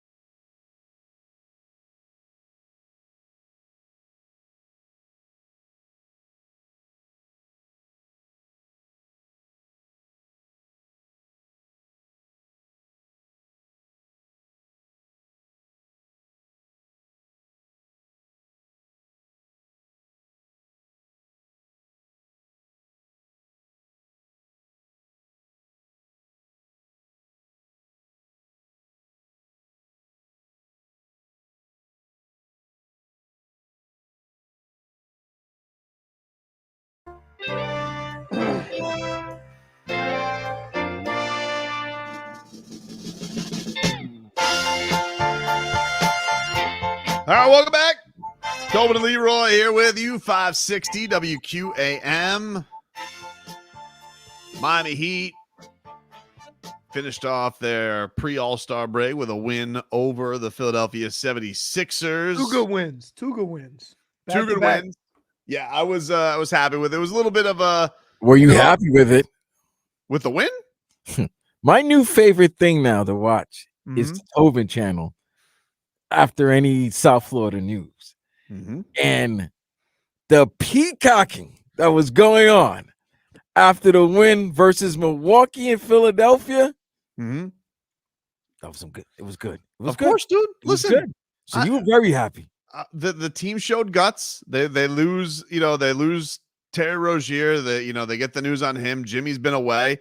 And no worries. You stick a little Nikola Jovic in there for one game. He comes through. Then Jaime has a big performance the next night alongside Duncan Robinson, who's shooting unconscious right now. What's not to be peacocking about, dude? We are rounding into form just the right way. Same record as last year. In fact, in a better spot than they were last year. We don't got to worry about Kyle Lowry. He's going to go stinking up the joint in Philadelphia. Enjoy that, Sixers. And now you have these Mavericks. These Milwaukee Bucks. Woo! I mean, Vlad, I would say, as your Eastern Conference team having a nice season, the New York Knicks. You really intimidated by these Bucks if you get in a series with them? Yo, there's only one team that scares me. It's the team down here. Of course. I'm not afraid of Boston. I'm not afraid of Milwaukee. I'm definitely not afraid of Philadelphia. Not. The only team that scares me is the team that's coached by Erik Spoelstra and has Jimmy Butler and Bam Adebayo. Like the Grim Reaper, dude. We just hang over. We're just, like they used to call us, Leroy, dangerous loomers. Just all over it. All of a sudden, Jimmy Butler's going to come back even more refreshed. And now he's got a Serbian Terminator to go with him. He's got an unconscious dog, Duncan Robinson, who's punking Jaylen Brown out there. All the intangibles, huh? The intangibles are bringing this nasty streak to the Heat, Leroy. Because the Celtics, they're not like that. They're not. Let me ask Tobin this, Leroy. You went the 6th seed, don't you? Me? Yeah, you want Milwaukee in the first round. Listen, I think dude, because let me tell you something. You I'm like a gardener. It doesn't matter what seed you give me. We're gonna sprout great vegetation from it. It doesn't matter, dude. It doesn't matter. We have all the ingredients. We have the right fertilizer. We have the sun. Our crops will grow. It doesn't matter what seed you make the Miami Heat. Okay, these regular season wins or losses that people want to just break down every single night. All it is just fodder and wasting time when truly you don't know how to put it all together the right way like the Miami Heat do, which is you use the regular season as preparation for the playoffs. Everybody wants to. Spo said this. The biggest liar is success. And so you have all these fan bases getting themselves in the lather. Oh, look at us. We win a few games in a row. Oh, look at this. Success is a liar. Wait. You lost your damn mind. Wait. Success? How is success a liar? It's a liar, dude. Didn't Spoelstra say that? That's what yes, J-Fig. Unfortunately, no way Spo said that. No, He did. He did say that. He said Why that. would he say success is a liar? Because because people like Tobin are listening. It's So like failure's the truth. It's like what? It's like beer goggles, like you don't see things clearly. Success is a liar, dude. But failure is the truth. Failure is when you have to face the truth, Vlad. That's exactly what he said. Great point by you. Spo said that. See, failure is when you face the truth. Vlad, I've learned a long time ago. Don't give this man crowd interaction. See, you asking questions, and he's like, so you agree with me? No, I'm not saying. No, I want to make sure Spo said this. This is not Tobin using. Spo did say this. That's why. He did say the first part. The second part was ad-libbing. No. Oh, he said, no. I think this is the clip. Hold on. I've always felt this way. There's nothing wrong with a little bit of adversity in this league. I mean, success can be the worst teacher. And it can be the worst formula. Sometimes if you just get endless amount of success in a regular season, and you're just not like really dealing with the truth. We've had to deal with the truth. We've had to deal with some very hard realities of why we haven't been able to win the way we want to. And as long as you approach it the right way and you rally around solutions, rally around each other, and get to work, you can actually have breakthroughs. And I'm not going that far right now to say we've had a breakthrough. We've still got a long way to go, but at least it's a start. These 4 games closer to our identity. Okay, thank you. Thank you. All right. In context, he said in the regular season. That's what. Yeah, but exactly. It can be a form. Hey, like no, dude, he said wait. Piece. He didn't say it's fully. Vlad, get out of here, Tobin. Vlad, hold on, Vlad. I know. You're doing what I've been doing for 8 years. The synopsis and the cliff notes say success is a liar. Right. He never said he said success. He only said success. You know what? It was probably a different clip because I remember him saying that. No, he did say it, Vlad. That's the wrong clip. No, it's the right clip. It's the right clip. It's the right clip, but he never said success. He never said. But like, I want to say I did hear him say that before in another clip. That's not specifically in that order. In that clip right there, he said success can be in the regular season. He said in the regular season, which is what I just said too. Well, I mean, obviously, success in the playoffs is not a liar. The playoffs is the truth. That's the truth. But you have all these dum-dums out here who want to act like, oh, the regular season is the end all be all. It's nonsense. It's nonsense. Okay? You have a certain point when you have to turn things on and get things right and get down to business, get down to brass tacks. You want to say it or you want me?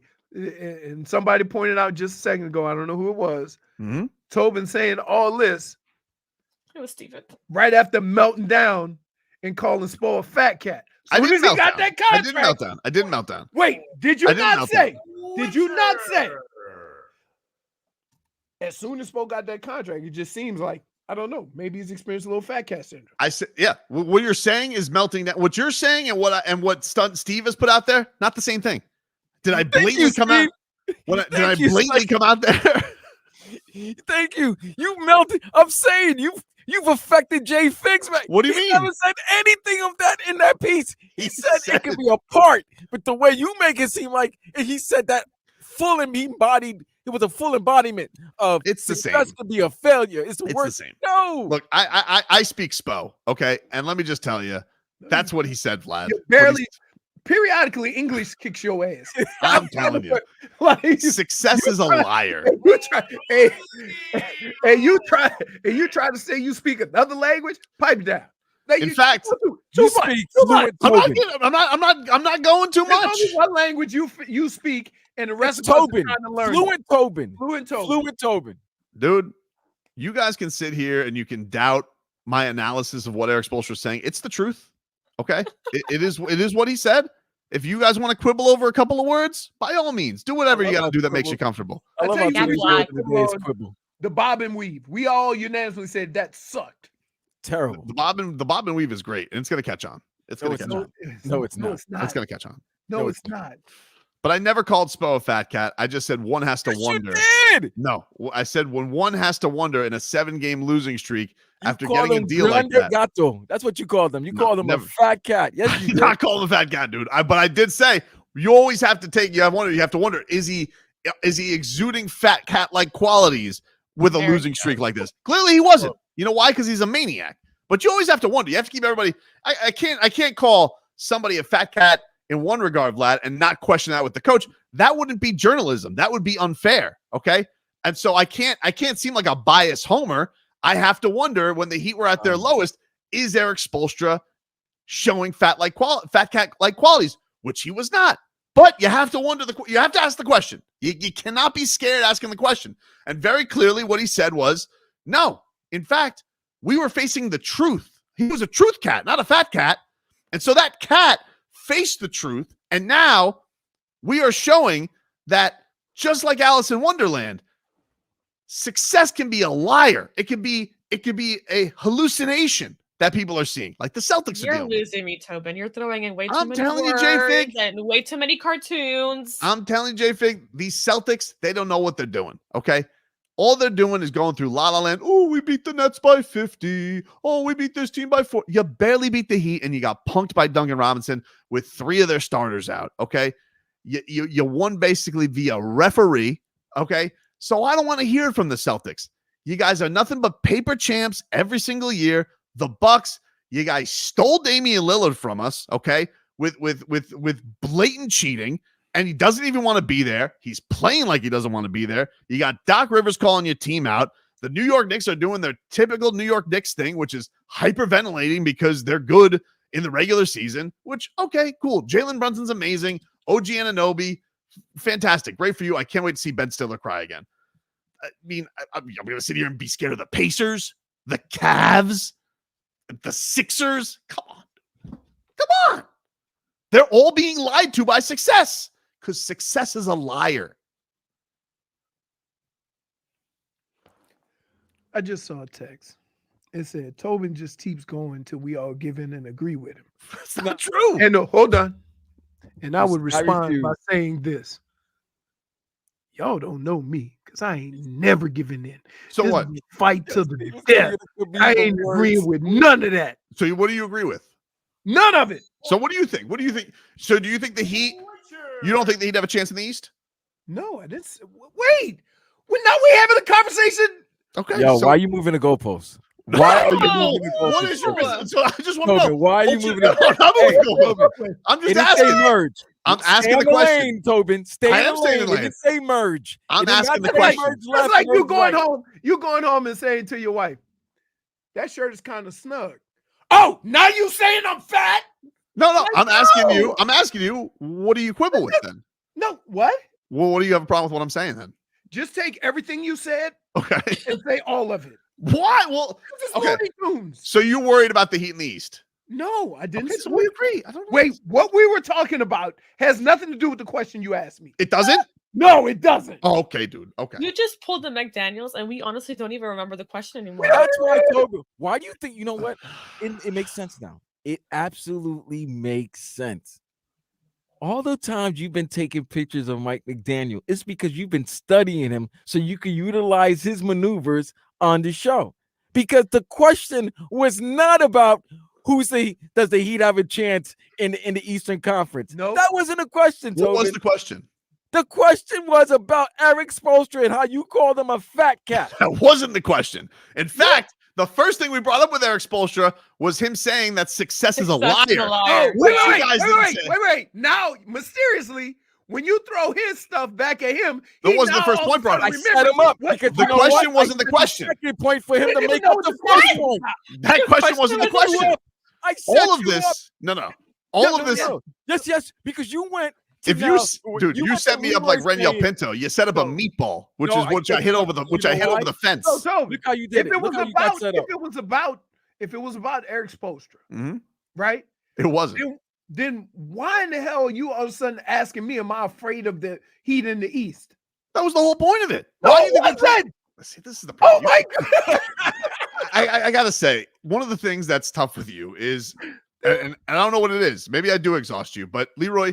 Yes, you exhaust me. You exhaust everybody. I just want to say, like, I don't think you leans. I just gotta say, I don't think you can keep up with the words anymore because all I said was, in all of this, all I said, this started off with this started off with Vlad saying, "Hey, Tobes, love what you've been saying after the games. You're feeling yourself a little bit." Here, I said, "Absolutely," and so I told you all the Miami Heat have solved this. They faced their lies. They faced their truth because success is a liar. And Erik Spoelstra told you. It. So success is a liar. Nothing about, you don't think the Heat can get out of the East? You right. Just said why would Spo say that? Well, I'm trying to get down. Hold on. Played the sound. You're right. But what is the whole point of what he said? Oh. Is it to worry about what has happening? Do you worry about them in the Eastern Conference? Of course not. Dude. Of course not. Can I just tell you, this last piece of work that you have, this is why he took a break yesterday. Did I just say this? You were playing corner, and you just slid in to be nickel corner. He got just and burnt. now you blitzing off JB Brown. He's JB Brown. He's just burnt. Oh, that's Eli Apple. No. Before there was Eli Apple, it was JB Brown. That's why JB said for just burnt. Dane South says that Jovic's success was a liar because the next game, woof. Look, it was just a little foul trouble, baby. It happens to the kids. The kids get into foul trouble every now and then. I mean, like, I love the way you tried to flip it on me and say, "Oh, so you don't think that he could have win?" I'm like, I mean, is that not what we're?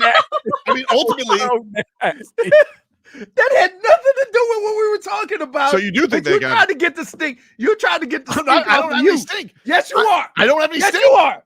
I smell like a rose right now, dude. No, Let me ask you a question. Let me ask you a question, Leroy. Sure. Do you believe in the Heat in the East? Yeah. Yes, he said yes. Nobody ever said no. But that And wasn't you the better not question, say though. the word. No one said You better no. not say it. You better not say it. So you agree with me? No.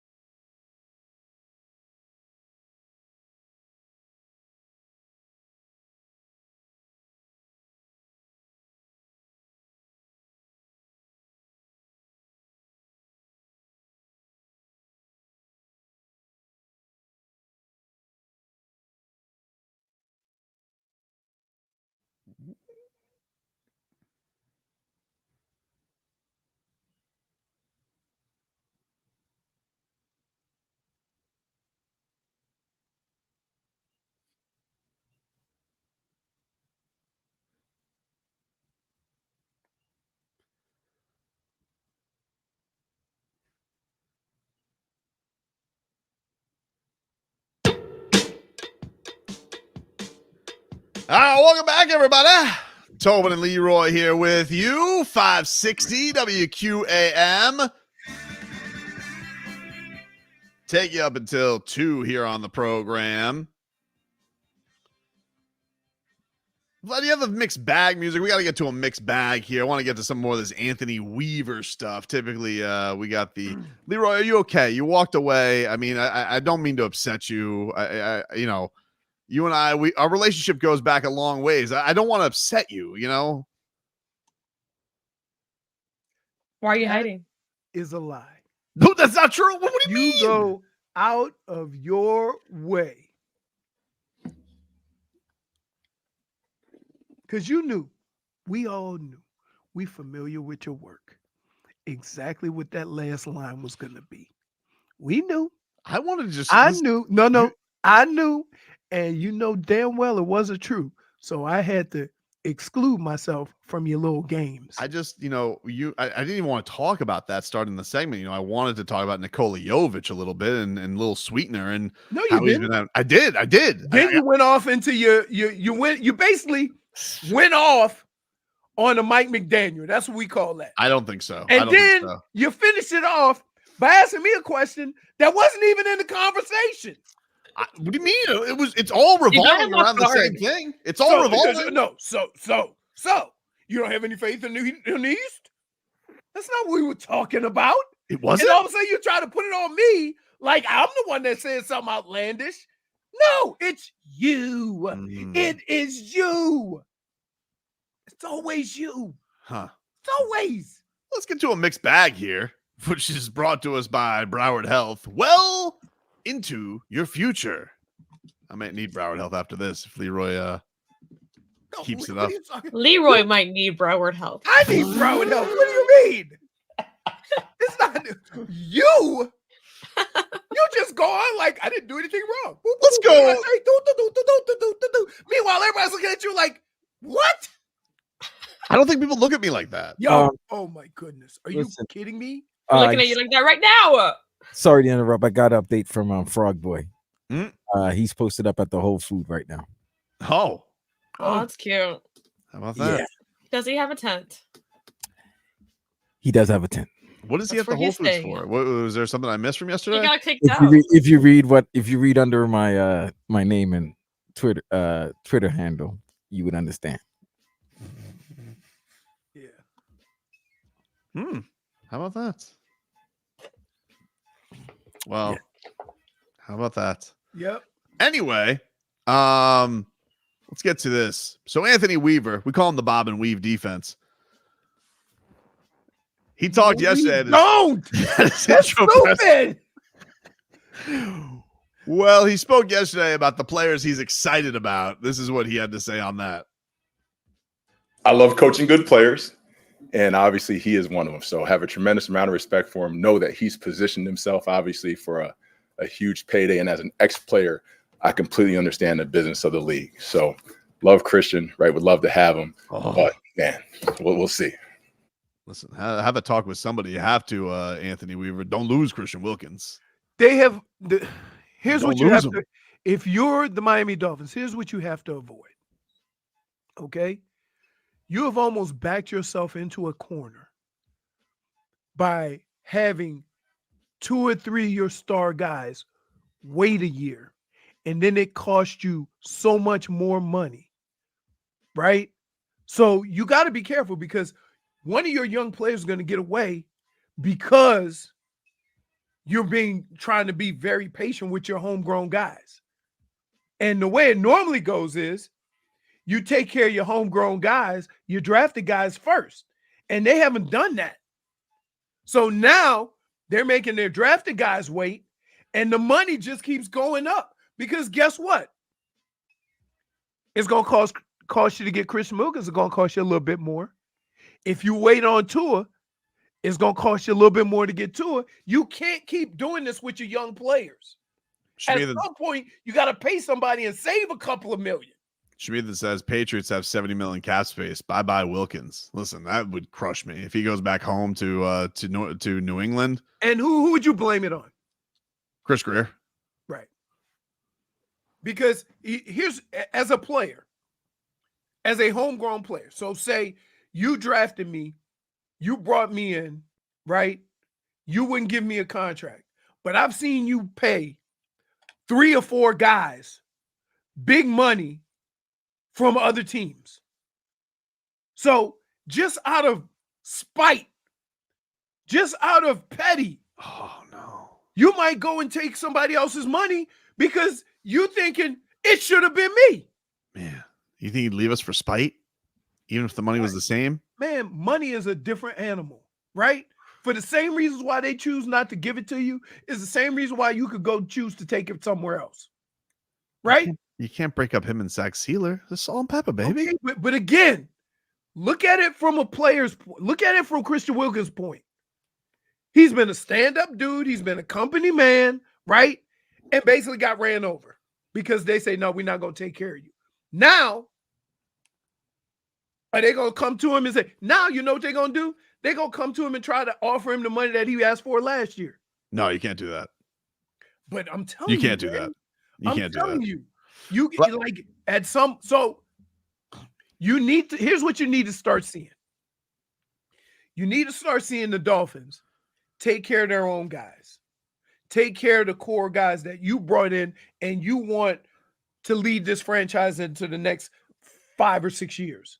You have to do it. You can't keep bringing in other guys to do it. Although important guys, right? You at some point, you have to have a base with the players you brought in.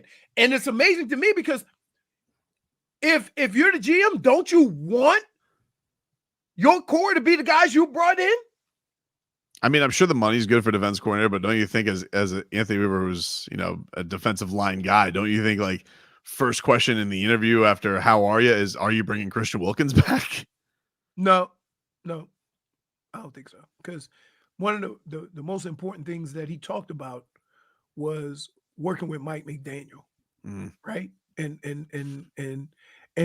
coming to a team that's also competing for a championship. You're not going to a scrub team. So, and you get to call plays and you get to run a defense and you get to do all these things. So yeah, that plays a role in it. But as a player, you would never ask as part of your job, as part of your job, well, who are you going to bring back? Right? Because a lot of times you don't know that. The coach doesn't even know that. Dade South says that Wilkins is going to bob and weave the Dolphins contract offer. That's it. Do you have Anthony Weaver, Vlad, on all the players he's excited about? This was Weaver yesterday. There's a guy, at least there's probably multiple guys on every level of defense that you can get excited about, right? Up front, you got the Zach Sealers, Jalen Phillips, right? Bradley Chubb, Christian Wilkins, right? Gotta love watching him. David Long at the linebacker position. Javon Holland, who's an absolute beast and playmaker out there running around, and Jalen Ramsey, right? So on every level of defense, there's somebody that you get excited about watching. And I know there's guys I failed to mention. I apologize to all of them, but the opportunity to come here, obviously, with a team that's had the success they had, how do you pass on that, right? Mike and that offense, they're going to put up points, right? That's definitely going to happen. And it's our job to make sure that we give up less points to the other team. And we plan on doing that every time we get out there. Now, some of us look at all the guys he mentioned. Are they going to be there? That's but others are looking at the omissions. Yep. And there's one that counted about 20 plus million against the cap. And he goes about one letter. Yep. Now, X, they're not going to give 2 years ago. Give it to you. 2 years ago, that same conversation starts with X. Absolutely. Okay. So I would say this, and I've had this, and we've talked about this before. I don't know what part of that defense played out because of injury and what part of it played out because of fangs. And I'll say this. One of the things I realize about coaches in general is when you don't think that your players can pick up on this, right? You won't even go there. And you'll be safer and more conservative in your calls, right? Because if you think about this team and you think about the offense and the defense, right? In most cases, you looked at the defense and say, just don't give up 1,000,000 points because we scoring, right? Yep. Now, that changed during the course of the year because the offense started struggling. But as long as Mike McDaniel has been here, we've always looked at the defense like, we're going to get you a lead, just don't give up any big plays. Don't give any quick touchdowns up. And that's the way we always started him, right? As you start adding players and you're thinking, now we can be more aggressive, but then you have all these injuries and these guys out and some guys not playing as well as you thought they would, you can always revert back to, let's just not give up any big plays and let our offense do work. It only became a real issue when the offense wasn't doing work. We'll take a quick break here on the show. Final hour coming on up. Back after this.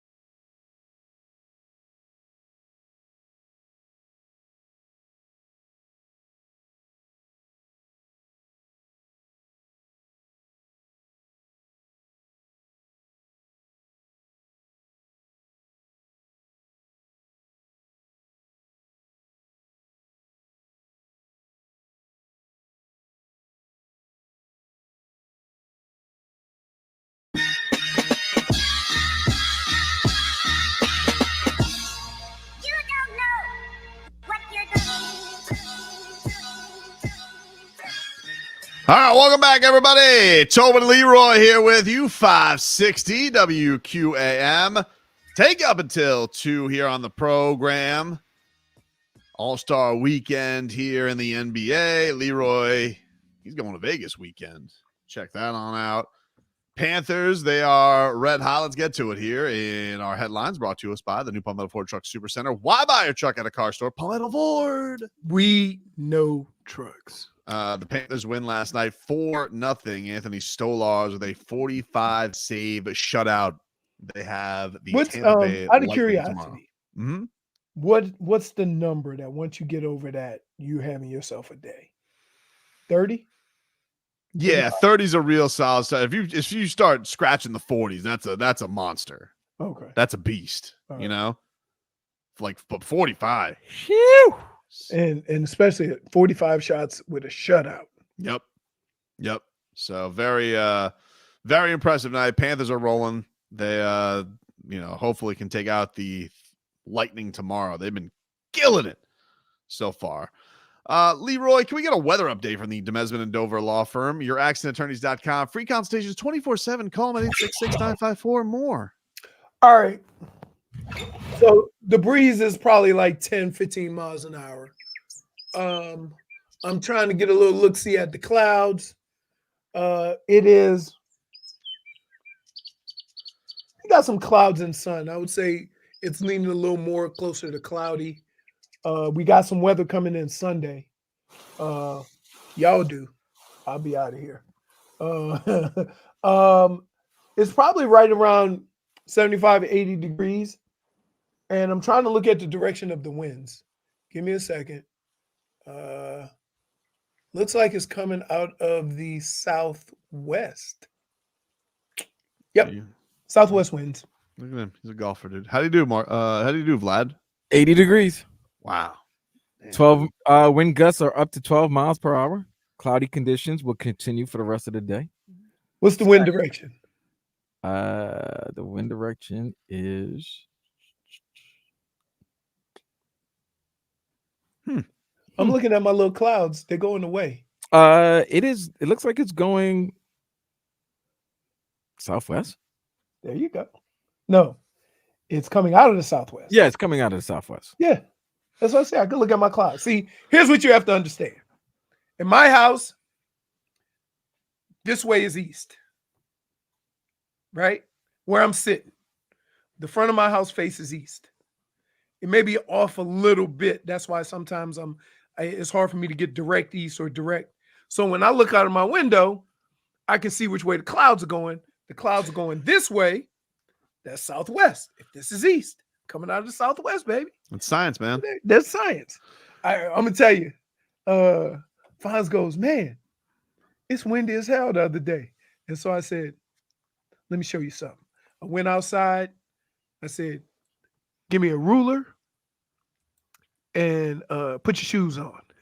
So I was just, at this point, I'm just messing with him, right? So I throw up some grass, right? And I say, okay, follow that blade. Boom. Okay, give me the tape measure. Pull the tape measure, right? Okay, walk it off. All right. How many steps you got? He said 8. I said, go inside, dummy.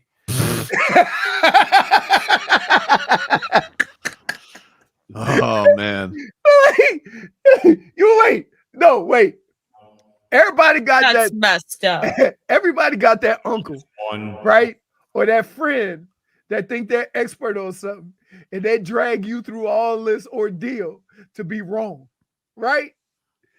Get them dirty. Let's get It was funny though. Let's get to an Inter Miami update brought to us by Kettle One. Kettle One vodka made to cocktail. Last night, the Pinks, they finished off their preseason with a 1-1 draw against Lionel Messi's club, Newell Old Boys. Wait, didn't he play on that club when he was like 12? Yeah. Shouldn't these grown ass men be beating him?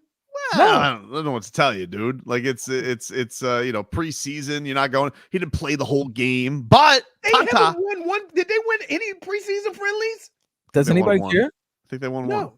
I mean, clearly they cared in them other countries. Well, China, kid. Hong Kong was pissed. Yeah. Oh, they were pissed.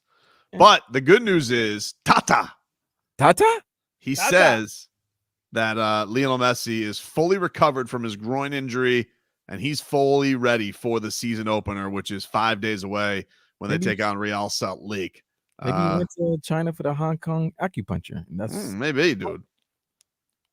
Maybe. But that gets going, of course, 8 o'clock, Drive Pink Stadium on the 21st. So that is your update on the Pinks. This upcoming Wednesday. Yep. Getting right after it. Meanwhile, UFC 298, your main event is official. Volkanovski taking on Ilia Topuria. They both made weight. I think everybody's made weight. I don't know if Mackenzie Dern has yet, and which I did want to put her in a parlay, so I'll make sure she doesn't miss weight. I mean, she did take this fight on short notice. I think she had to make 115 too. Do they get leeway if they take the fight on last minute? No, they don't. No, they don't. Would anybody be stupid enough to take the fight knowing they're not going to make weight? People have done it. That's the other thing. Knowing that they were going to just give up the 20%. Yeah, that's happened. Does the other person have to fight him if he don't make weight? You don't have to fight them. Don't have to fight them. That is the punishment is you get a piece of their purse. Like you can get 20, sometimes up to other 20%. You get 20% of their purse, sometimes up to 30% if it's like an egregious miss or if you have to negotiate. Like, hey, I won't fight him for 20. I'll fight him for 30% of the purse. Or if it's a championship fight, you don't even get the title. If it's a championship fight, you don't get to fight for the belt, or you could lose your belt on the scale. Yeah. Lose your belt on the scale. Yep. Yeah, bro. You know it's not that hard for you to gain to make weight. That's one of the requirements. It's hard. No, dude. They're losing 10, 12, 15 pounds in the last day. It's not very common in UFC for a champion to lose their belt. I think Charles Oliveira is the only guy I can think of that's happened to. Right? Happens in boxing all the time. But that's what I'm saying. That's what I'm saying, Tobin. Like that's dude. You know that's the one. That's one of the just general requirements. Just you have to make weight. Hey, you're can I defending just your tell belt. you, cutting weight is the single-handed most excruciating thing an athlete will ever do. But you don't have to cut weight if you stay in weight shape. No, but here's the kicker. A lot of these guys fight in these smaller say there's guys that fight at 155 that walk around on a regular basis at 175, 180. It's a big game. Like that's part of the thing is everybody, like some people play the game that they can make crazy weight. And sometimes they miss, sometimes they lose too much weight and they can't take punches. You know, it's a crazy balance that they have to go through. It's crazy. When you see some of these guys and how much weight they have to cut, and this is training 6 weeks for a fight. Yep. You still get up against and you got to cut 10, 12 pounds in the morning of or the night before. It's brutal. We'll take a quick break, get to a little bit more shenanigans here in the final hour. Back with more after this.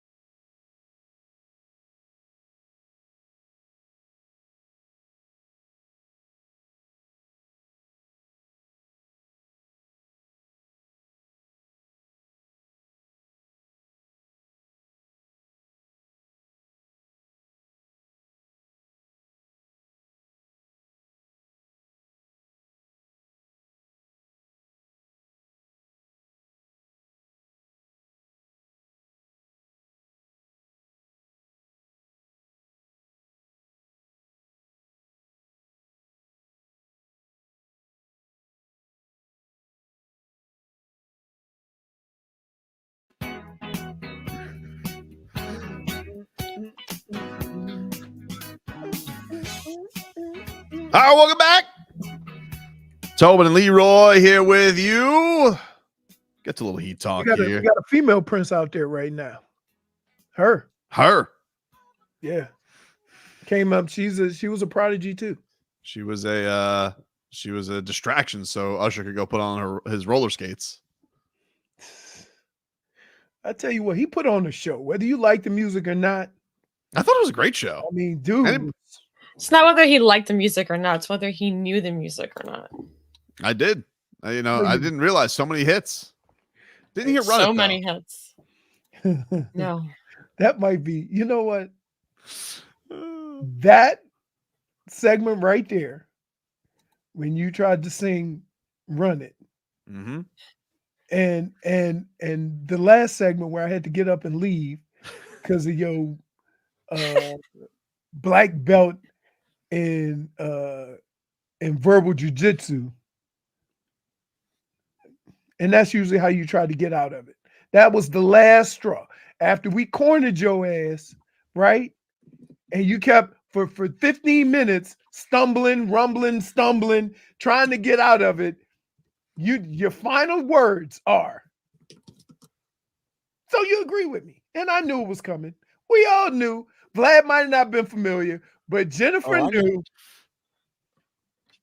Listen, you know what familiar with the games. Everybody knows what The Rock is going to say when he goes out to the ring, but you still get that pop.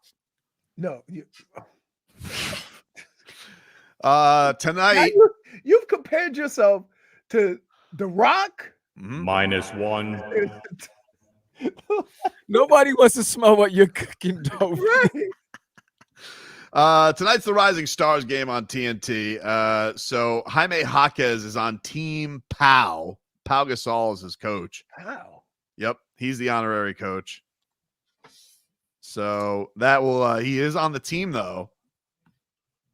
Now I'm not wailing here, J-Fig. It's just interesting to point out. Okay. So why did you have to? Because I know just because I know what conclusion you're going to jump to. I'm just pointing this out that Jaime is on the same team as Victor Wembanyama.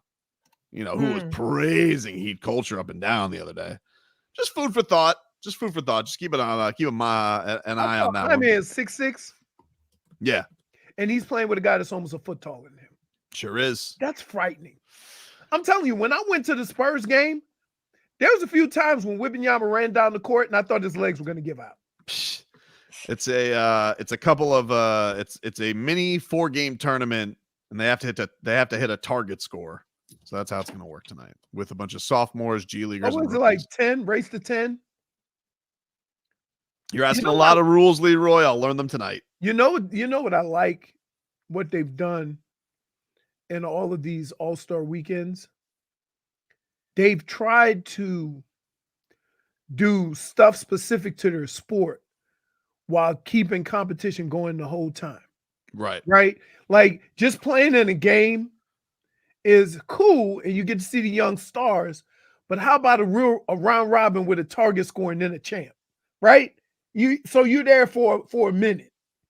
They're really doing a lot, even in all sports. Even in how about the Pro Bowl? They were playing a flag football game and then a tractor pull happened at halftime. I didn't like those events. I was worried about Teron Armstead getting hurt. If you worried about him getting hurt, he ain't gonna get hurt. When you say he's healthy, where he starts breaking down. Yeah. He gets hurt in a Pro Bowl. I was nervous, dude. I didn't like it. Question: do you keep Teron Armstead? I think if he's gonna continue playing football, I don't know if they have a choice on the matter. I got to look at his deal. No, but I'm saying look, we all know how good he is, right? But he misses 6 games a year. And some of your biggest struggles have been when you had to shuffle your offensive line around. Sure.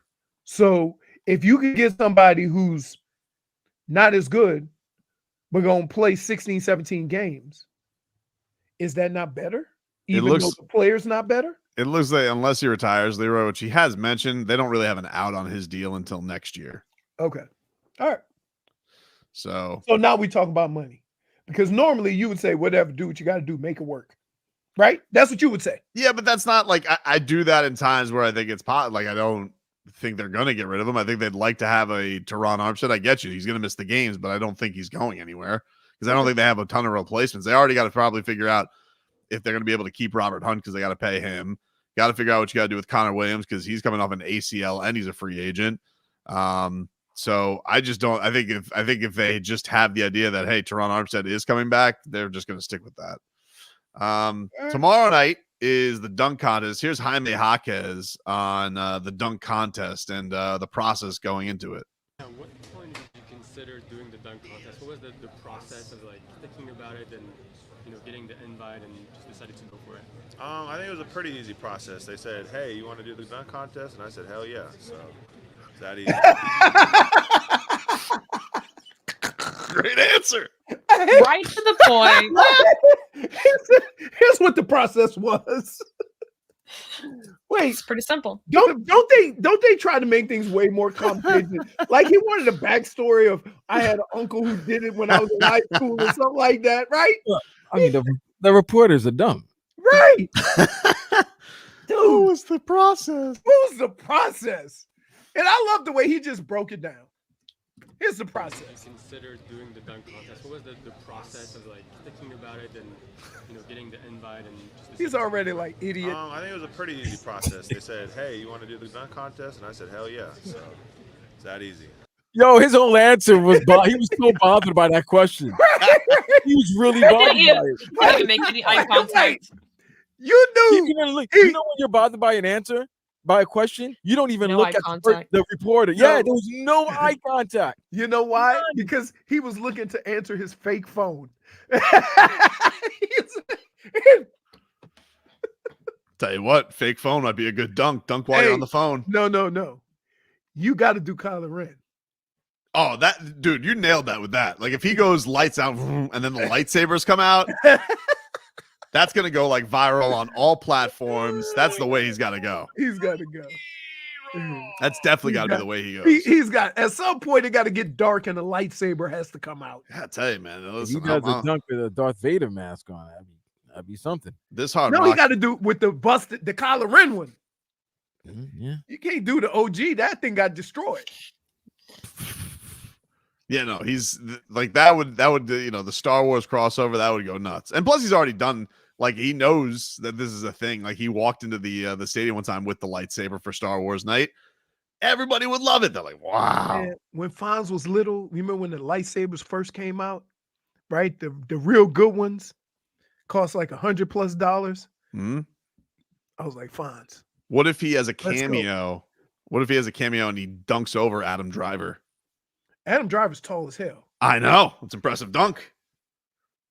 I mean, wow. An intangible jumping over a tall intangible? That he What if they have a fight? He might need the force to get up over him. It's all about the theatrics, dude. You got to have the theatrics. You also need to be able to jump and dunk. That would be epic. But wouldn't that be if Adam Driver came out? He's got to come with the music. He has to have the music. Has to. Oh, like, well, first, look, he goes to the other end and come in like Jordan. Yep. And then the Star Wars music plays, and then the lightsaber comes out. Yeah. I'm throwing something on him tomorrow. 8-1. Let's go, Hard Rock app. Open this up, dude. I'm taking Spider Mitchell in the 3-point contest. Yeah, hell yeah. I'm taking Jalen. Of course, I understand. I understand. Not Brown on the dunk contest. Jalen Brown, like I'm surprised he's showing up with Duncan Robinson, basically boxing him in. Oh, geez. By the way, did you see? I saw this morning. I got tagged on this a couple of times. Do you know the Celtics have like a Last Dance type of documentary crew following them this year? It's a lot. So yeah, the Celtics. Yeah, they have a camera crew following their season this season. Yep. Why? I don't know. So you can come up short again? Yeah, exactly, dude. Like, if that's the case, because we've been hearing about the Celtics winning championship for the last 3 years, right? Mm-hmm. So, like, at some point, camera crew give up, or it's cheap right now. What if he dunks over Adam Driver and Keanu Reeves? Ooh, one wick. Well, it would still be only jumping over Adam Driver because Keanu Reeves would be How Like, tall is short. Keanu Reeves? Is he tall? 5'10". Let's see. Yeah. Adam Driver's like 6'5". 6'5", yeah. 6'1", 6'1". You know what though? For So- being a short guy, Keanu Reeves got 2 badass roles though. Mm-hmm. He's known for 2 badass roles. Yeah. No, Definitely. I'm not questioning that. But he is the same guy in every movie. Man, I'll tell you one guy. You know what? If you want the crowd to please you, Leroy, you bring in somebody positive. Like Bernie Kosar, man. What do we got? Tell us about that Kosar coffee. Because Bernie gets a crowd going. Yes, he does. With positivity, believe it or not. He is one of the most positive guys I know. And here's the deal. He has Kosar coffee out. It has vitamin D and resveratrol, which is nature's miracle antioxidant and anti-inflammatory. But if you go to kosarcoffee.com, you can also get apparel. That's right, apparel. I have a shirt. I have a sweatshirt. I've worn my sweatshirt. And you can get a discount by using code Leroy. Just go to kosarcoffee.com. You can get your game-changing coffee, and you can get some merch. And you guys know, as Bernie always says, you deserve to be healthy because you matter. This hour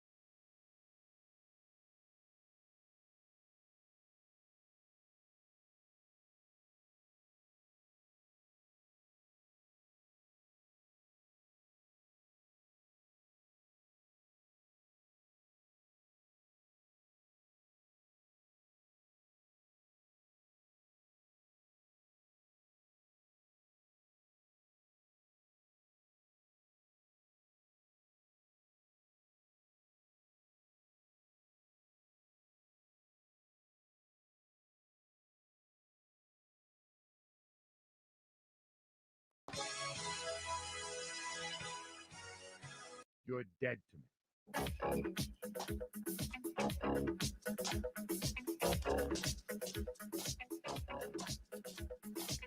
Tobin and Leroy here with you, 560 WQAM. It's time to get to our favorite Friday game, close things out, send us off into the weekend, the holiday weekend. We'll be back on Tuesday, everybody. We are out on Monday for the President's Day long weekend. Leroy will be out Monday and Tuesday. I'll be back on Tuesday. But you can listen to Vlad and Dan Bay filling in. Are you guys in on Monday? Yes, we Vlad? are. All right, there you go. Are you guys on this weekend? As well. 3 days. You have 3 straight days of Dan and Vlad. The boys do a great job. You guys listen to them here on the Odyssey app. You guys can watch them on YouTube and Twitch. Check out Dan Day and Vlad getting you all your reaction locally and this all-star weekend that we got going on. So here's who's dead to me.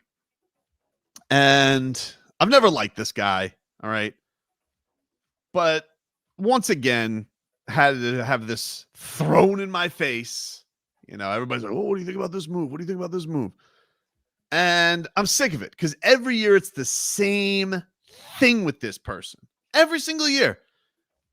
You could set your watch to it. February comes around, the offseason comes around, so it's either trade deadline time or it's offseason time. And, you know, no matter what the occasion may be, they're always going to link this guy to the Miami Heat. And that person is Danilo Gallinari. You're dead to me. And I'm sick of it, dude. Every single time with this Danilo Gallinari. Oh, Danilo Gallinari. You got interested in Danilo Gallinari. Did you see that the Heat are apparently tied to Danilo Gallinari? And every single time he spurns them for another opportunity.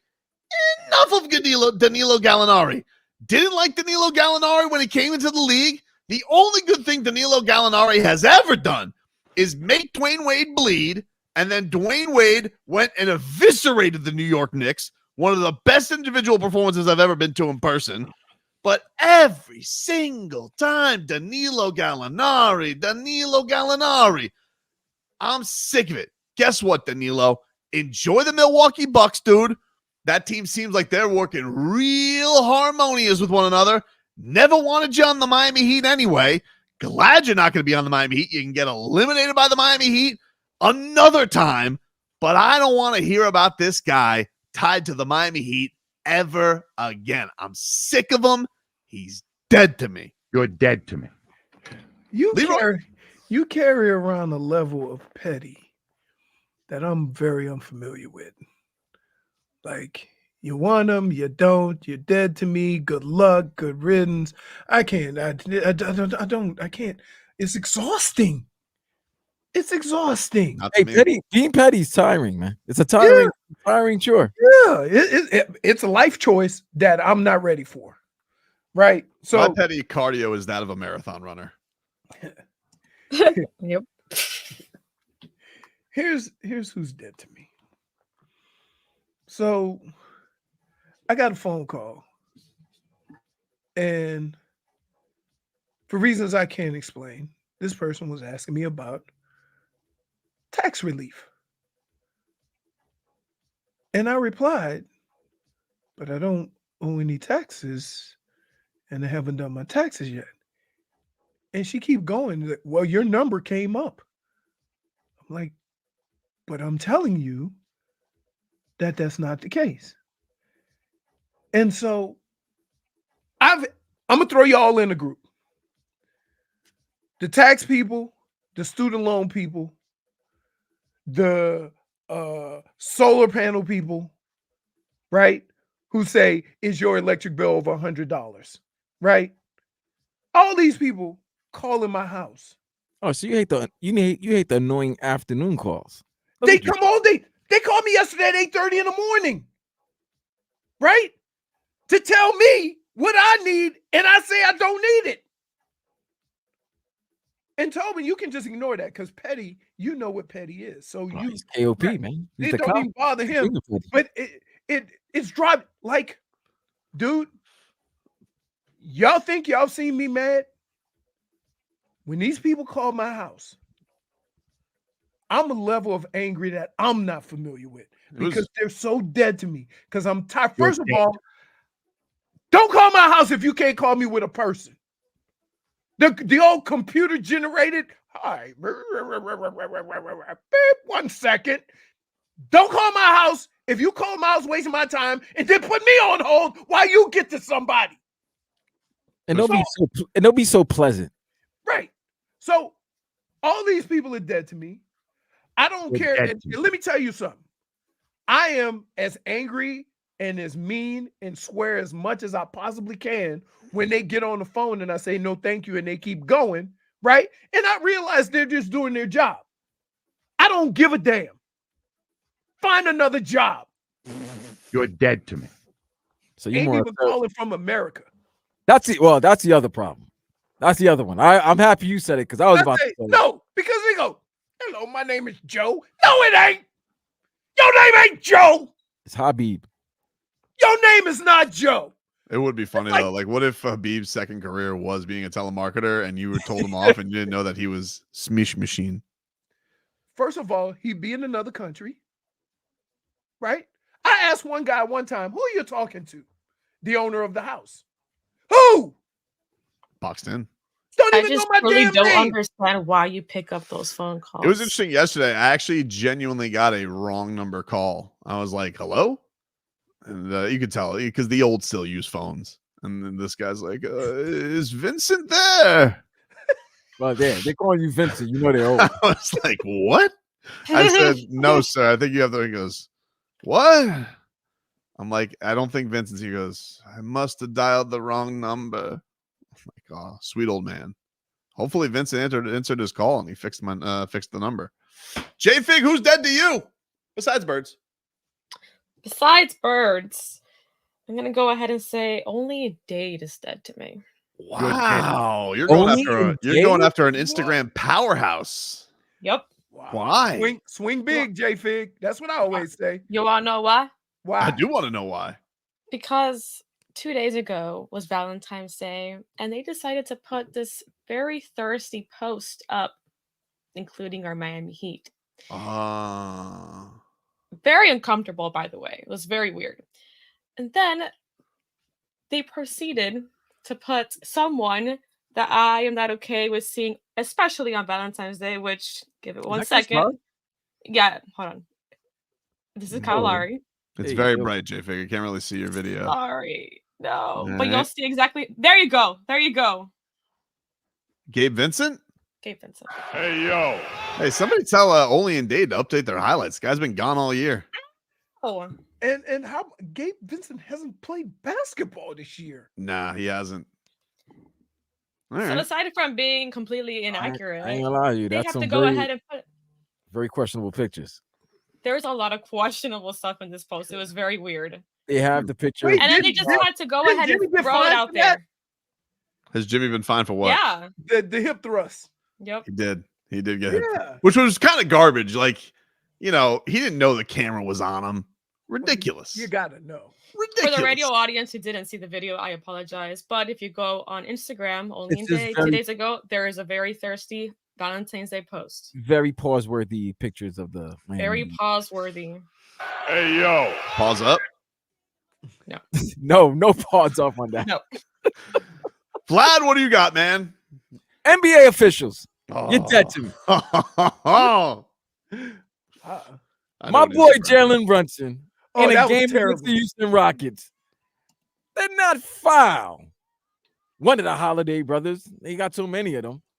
They do. And the NBA official called the foul. And what made it bad, what made it worse, right? That the NBA immediately after the game, not the next day, immediately after the game said, I blew it. yeah, by looking at the video, the contact was incidental and no foul should have been called.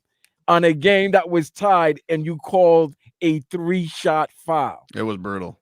So that was terrible. But what made it worse was that the official who made that call, Tobin, Leroy, and J-Fig, was the same official who missed a call in the Lakers-Celtics Saturday night game last year where LeBron went to the hole and was clearly fouled. Oh, and yeah, when he acted like he got shot. Right, and the official's just under there with the whistle like, Man. No call. So yes, NBA, this is what I hate. I hate all officials, and I'm gonna tell you why they're dead to me. Because I'm getting sick and tired of the commissioners saying every year, "Oh no, we don't think the officiating is bad. We think this is some of the best." No, it's not. Okay, we got cameras everywhere. We can see. It's nasty when the audience at home are watching on TV or even in the arena or stadium can make the call quicker than the officials. Yeah, the reviews take forever. Also, like, I thought at end of games, like, I know that you only get one challenge a game, or you get a challenge and then you get another challenge. Like, I thought there was like a last 2-minute rule, like where they're allowed to look. They can't fix that. I mean, I don't know. No, they didn't go look. It's crazy. I mean, why can't they do like they do in the NFL? Somebody buzzed their ass from New York. I don't know. You're dead to me. You think you're going to win that protest? I think we are. I think this is going to be an overtime game. I think they're going to play 5 minutes. Don't lose the extra game. And I think we're going to need it. That's the thing. That's never happened. Oh, it's going to happen. Oh, it's happened. It's happened before. And it happened with the They Heat do it and in Shaq, baseball. It actually happened with the Heat and Shaq at the end of a game, and then they traded Shaq. So the makeup game was without Shaq. Phoenix, right? Was that against Phoenix, maybe? I think it was against Atlanta. Oh, Atlanta. I think it was against Atlanta. But yeah, it was a foul that involved Shaq. And then they got the protest. They won the protest, but then Shaq wasn't there for the make good. He was in Phoenix. Oh, that was Fat Shaq then. That was Big Shaq. Man. Wait, what was bigger Shaq? Celtic Shaq. Sun Shaq or Celtic Shaq? Celtic Shaq. Celtic Shaq, dude. Celtic Shaq was big. Yes, Stunning Steve, it was Ed Malloy. That dummy. Ed Malloy. You big dummy. All right. Leroy, you excited about Vegas? I am, but it's an interesting dynamic because I'm gonna be in Vegas by myself. just go with Fonz. You got you and Pie Gal. Go with Fonz to the mountains. Jennifer? You won't regret it. Jennifer.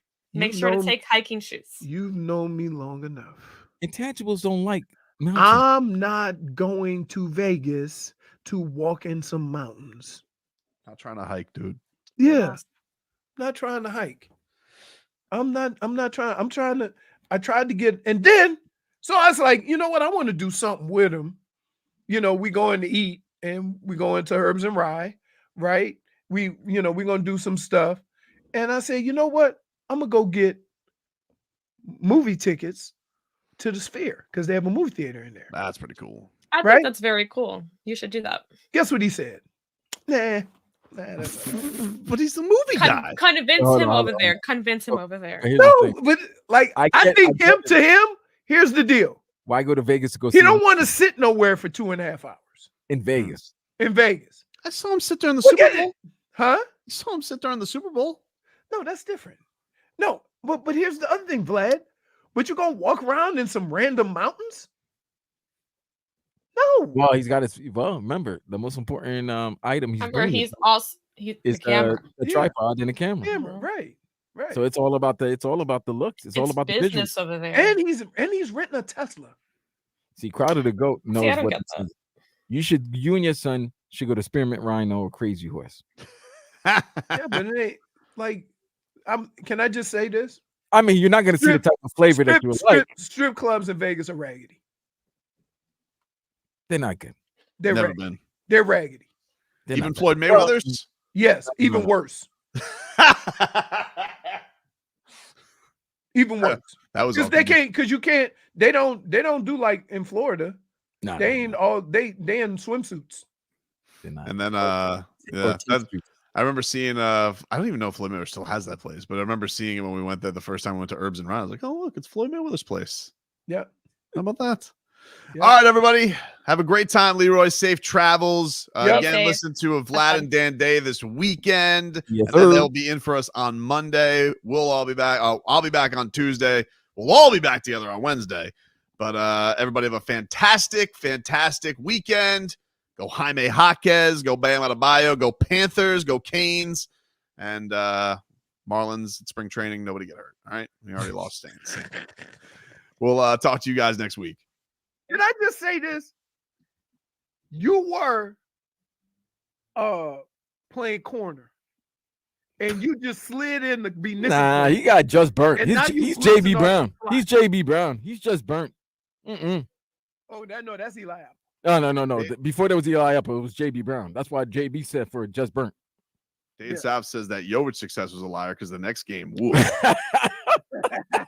Look, it was just a little foul trouble, baby. It happens to the kids. The kids get into foul trouble every now and then. I mean, like, I love the way you tried to flip it on me and say, "Oh, so you don't think he could win?" That was so nasty. That was so nasty.